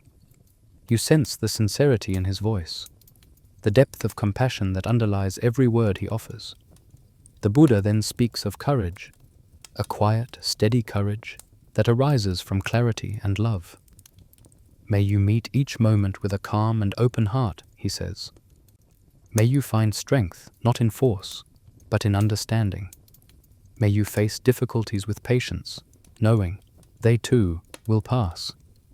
His teachings remind you that no storm is eternal, no sorrow permanent, no challenge without its own wisdom. You breathe slowly, deeply, letting these blessings fill the spaces within you. The night feels warmer now, as though the very air has been touched by compassion. The Buddha's voice softens even further, becoming like a lullaby woven into the stillness. May your compassion flow without limit, he says. May you see yourself in all beings, and all beings in yourself. You feel the tenderness of this teaching ripple outward from your chest, extending into the darkness in gentle waves. The boundaries between self and other seem to soften, dissolving into the larger truth of interconnectedness. It feels as though your heart has widened, stretching into the vastness of the night, large enough now to hold the world. The Buddha closes his eyes briefly, as though offering a silent prayer. When he opens them again, his gaze is filled with a brilliant calm. May peace be your refuge, he says. May awareness be your guide. May love be your way. These final blessings settle over you like soft petals falling from the sky. A gentle quiet fills your breath, grounding you in the present moment. Around you, the deer park glows faintly, as though illuminated from within. You feel the teachings settle not only in your mind, but in your body, in your breath, in your heartbeat, in the quiet space behind your thoughts. The Buddha gently folds his hands in his lap. The path continues, he says, with each step you take, with each breath you breathe. Walk gently. Live truthfully. Let your heart be free. The night expands into a vast silence, warm and deep. You sit beneath the ancient tree, wrapped in the Buddha's final blessing, feeling yourself held by the peace that has unfolded here. And within that peace, something inside you settles into its natural place, a quiet, luminous calm that will accompany you long after the moon has set, guiding you forward on the path with a steady and compassionate heart.